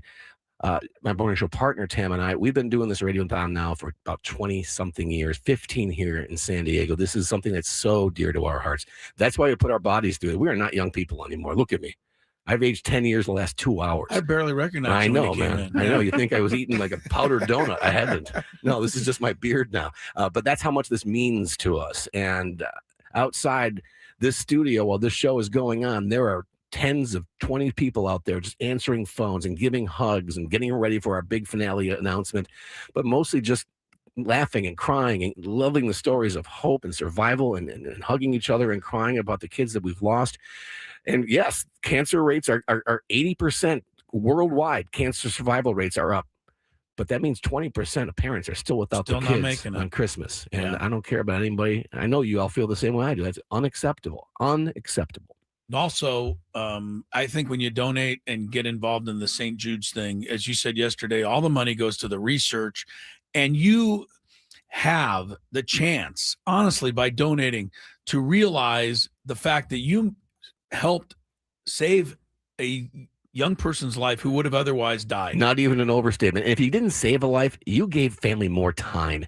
And you ask anybody that lost a child, what would you give for another day, another week? They'd do anything for that. I mentioned the Devins family. St. Jude bought their daughter, who, no fault of the doctors here, who didn't know what she even had as far as a brain tumor. They never saw anything like it. No, you got to get to St. Jude. They gave their daughter 4.5 more years when they went to St. Jude. I mean, that's why they're here right now.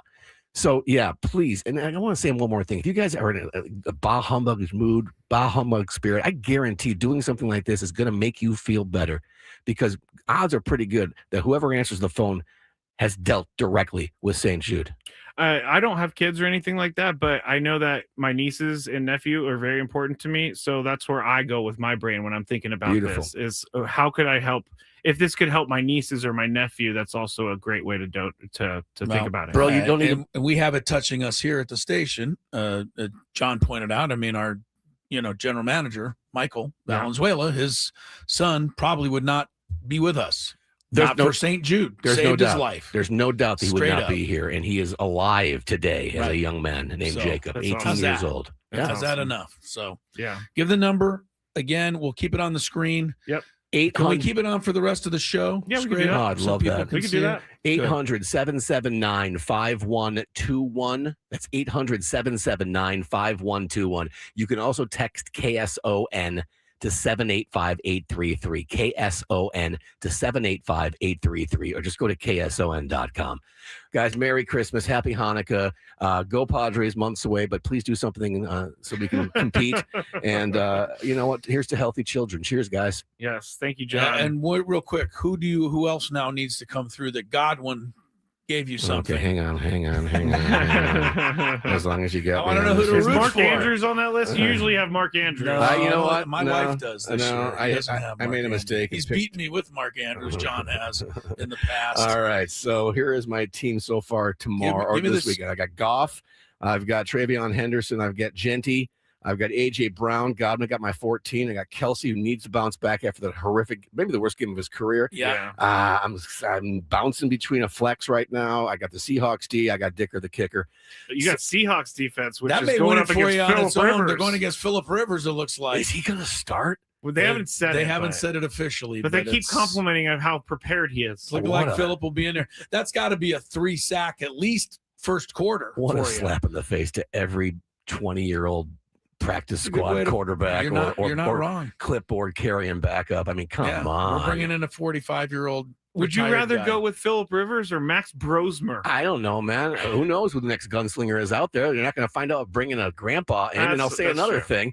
Aaron Rodgers, he's almost that age too. How's that going for him? No, He's not playing great. okay, but not the way he used to. No, not at all.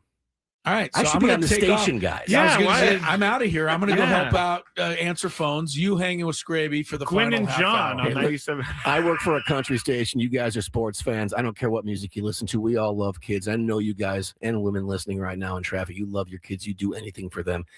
Think about those that just would do anything to have their kids back. Please make a donation at text KSON to 785-833. Thank you, John. Thank you, John. Thanks, guys. Hall of Fame candidate, by the way, Yes. for the Country Music Radio Hall of Fame. If he ever Yes. gets in, you can say you've heard him Yes. right here on this show. Gwynn and Chris, more to come.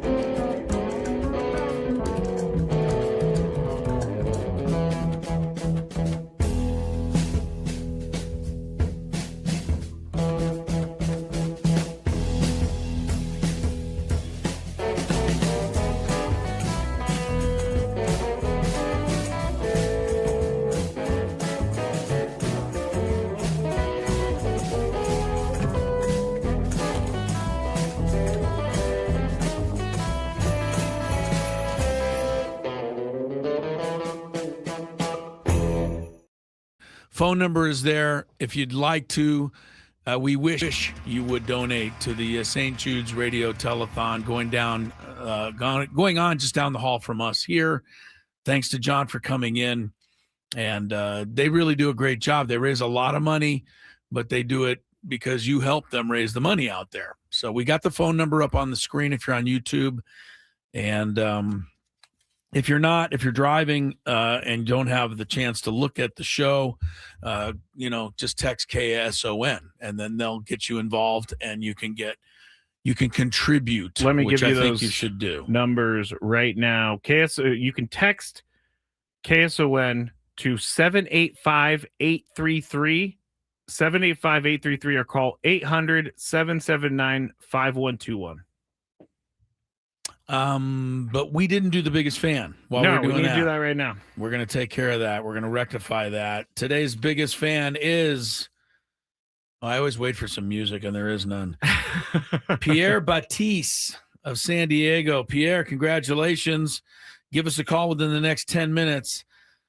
The number for you to call Pierre is 833-288-0973. You call in the 10 minutes, you're going to qualify for the grand prize, a chance to get 20 tickets for you and your friends for a night in our Odyssey Suite at the Padre game. All the fans, staff, catered by Spiros. Remember, the rest of you, still time to register your name at 973thefansd.com/biggest fan. Pierre Batiste, Battice. Pierre, your 10 minutes starts now. I wanted to tell you something. Oh, I do, before we're going to do our interview. You got to hurry. All right. Let's do the interview first. Okay. Write it down. Aztec basketball. And a young star on the rise is Bailey Barnhart. Tony and I had a lot of fun with our interview her earlier. You'll hear it after traffic. From the 855 Get Ross, protecting San Diego after accidents or injury. This traffic report is brought to you by the California Office of Traffic Safety and Caltrans. Jammed on the 15th southbound at Balboa Avenue with a collision, then the 5 southbound at Claremont Drive. There's a crash off on the right shoulder. Still clearing an accident further south at Division Street. So all lanes right now are subject to closure, but there's a tow truck on the scene. And you've got one lane down. It's the left lane eastbound on the 8 at College Avenue with another accident. My mom, my dad, works for Caltrans. On the freeway, right next to speeding cars. Please be careful. Flashing lights mean move over. Brought to you by the kids of Caltrans. Right now, a big week for the Aztecs. Basketball conference play is starting next week, but the women Aztecs ended up non-conference play on a big high note the other day, guys. Beat Kansas State on the road, 64-53. A Kansas State team, by the way, that was in the Sweet 16 last year. So nice win. And joining us from the Aztec women's team is Bailey Barnhart, the sophomore forward from San Diego and starring now at her hometown school at San Diego State. Bailey, how are you today? I'm doing good. How are you, Chris? Well, I'm good. Tony's here as well. We appreciate you taking a break. I know Friday afternoon's a big beach day for you, so hate to cut into that. But let's talk about, first of all, let's talk about the team and what this meant to win that game. On Wednesday at K-State. It's all a process. You guys won the championship in the conference last year. So I know that's the ultimate goal, but this win, I would imagine, is going to give you guys a lot of confidence moving forward. Yeah, 100%. To go to K-State and play in that arena filled with 5,000, 6,000 little kids screaming at the top of their lungs was definitely the highlight after couple bumpy roads to start this season, but ultimately being able to beat them after they just came off of a big time win against number 13 Ole Miss was definitely the highlight of the season so far for at least myself, and a couple other girls. So Bailey, you started every game this season so far after your freshman season, in which you played a little bit, but not as much as I'm sure you would like. What were you able to kind of take from your experience last year as you went into the spring and as you moved through the summer? to kind of establish yourself as a starting big? Yeah. I feel like the biggest motivator, at least for me, was my butt on the bench. I've heard that before. Yes. Yeah. And it's, it's very true. Obviously, I wish there were some more opportunities last year, but taking those experiences that I had last year and working so that that same kind of year wouldn't repeat itself this year was my biggest motivator. I did not want to sit on the bench anymore. But I will say that year really helped me get that motivation, one, and two, learn a lot from just watching a different perspective than I was normally used to. But yeah, I took a lot from last year, and it helped me, really get a lot of work in with the help of the coaching staff, James especially. So yeah, it really helped a lot in ways I didn't really realize then. Bailey Barnhart is with us from the San Diego State women's basketball team, a star here in San Diego at Del Norte High School, all CIF, yes, and moving on to the Aztecs.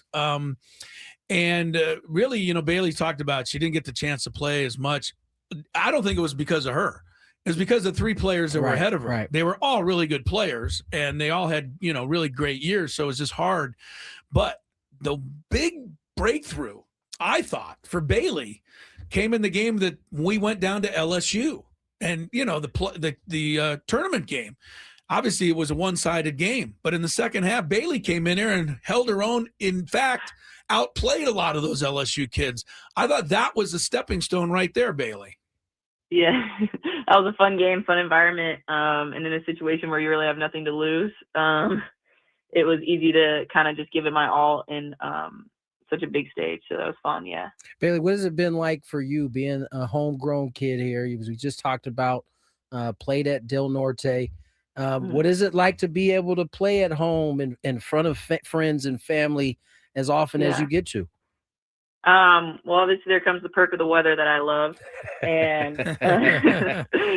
but ultimately my community is my everything. My family came to a lot of my high school games at Del Norte, and they've continued to come at San Diego State. My grandpa has 4 front row seats in the nice padded area, so just having them in my corner is really my everything. A lot of my neighbors, my friends, and they all come, and it really is the kind of support that really pushes me to try and get better and be better, especially with all the help that they've provided me with. Now, you said your grandparents have 4 front row tickets. I see your dad at the games. He's about 3-4 rows back. So evidently he gets shuffled to the back, but I'm kidding. We got to talk about your dad because his name, Barnhart, some may remember this. Look, if you were a USD basketball fan at all, you remember Brooks Barnhart, who was a all-conference forward for USD. And that is Bailey's dad. And he is such a good guy, Tony. The support that he gives Bailey, and you've talked about this to me before, as a parent who's an athlete, letting the coaches do their thing, not involving. Her dad, to me, is that kind of guy and gives you the right support, Bailey. I think it means a lot to you, and it's given you a good, background to go about your career. Yeah, 100%. My dad introduced me to the game, but as far as my college career, he's been just supportive. He knows that there's so much that is unseen in practices that the fans don't get to see. So he doesn't really have much input, lets the coaches do their thing. And I like it that way. He's just somebody I could vent to. And he doesn't really add much input back, but he really is supporting me through everything. Now, I imagine that changed a little bit once you got to college. When you were in high school, I mean, how tough was Pops on you in terms of the way you went about your business on the court? You do have pretty good footwork. You must have got that somewhere. Honestly, a lot of people are surprised when I say this.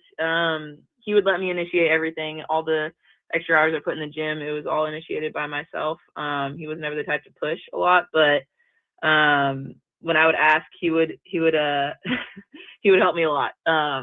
And whether that's rebounding, defense, I told Chris this a bunch. We one-on-one a lot before he got too old before I started being. But yeah, he's just a fun guy. He really is a good guy. Bailey Barnhart is our guest from the Aztec women's basketball team. You came in last year with Naomi Panganiban from La Jolla Country Day, and then two other freshmen, Nat Martinez and Kaylin Hamilton. The four of you have formed a bond that, you know, I saw last year. It has really carried over into this year. You guys all room together and come to the games together and support each other. And it's fun the other day at K-State. I don't know if you saw, but all four of you are on the court. It's not the first time, but what a great connection you all seem to have made.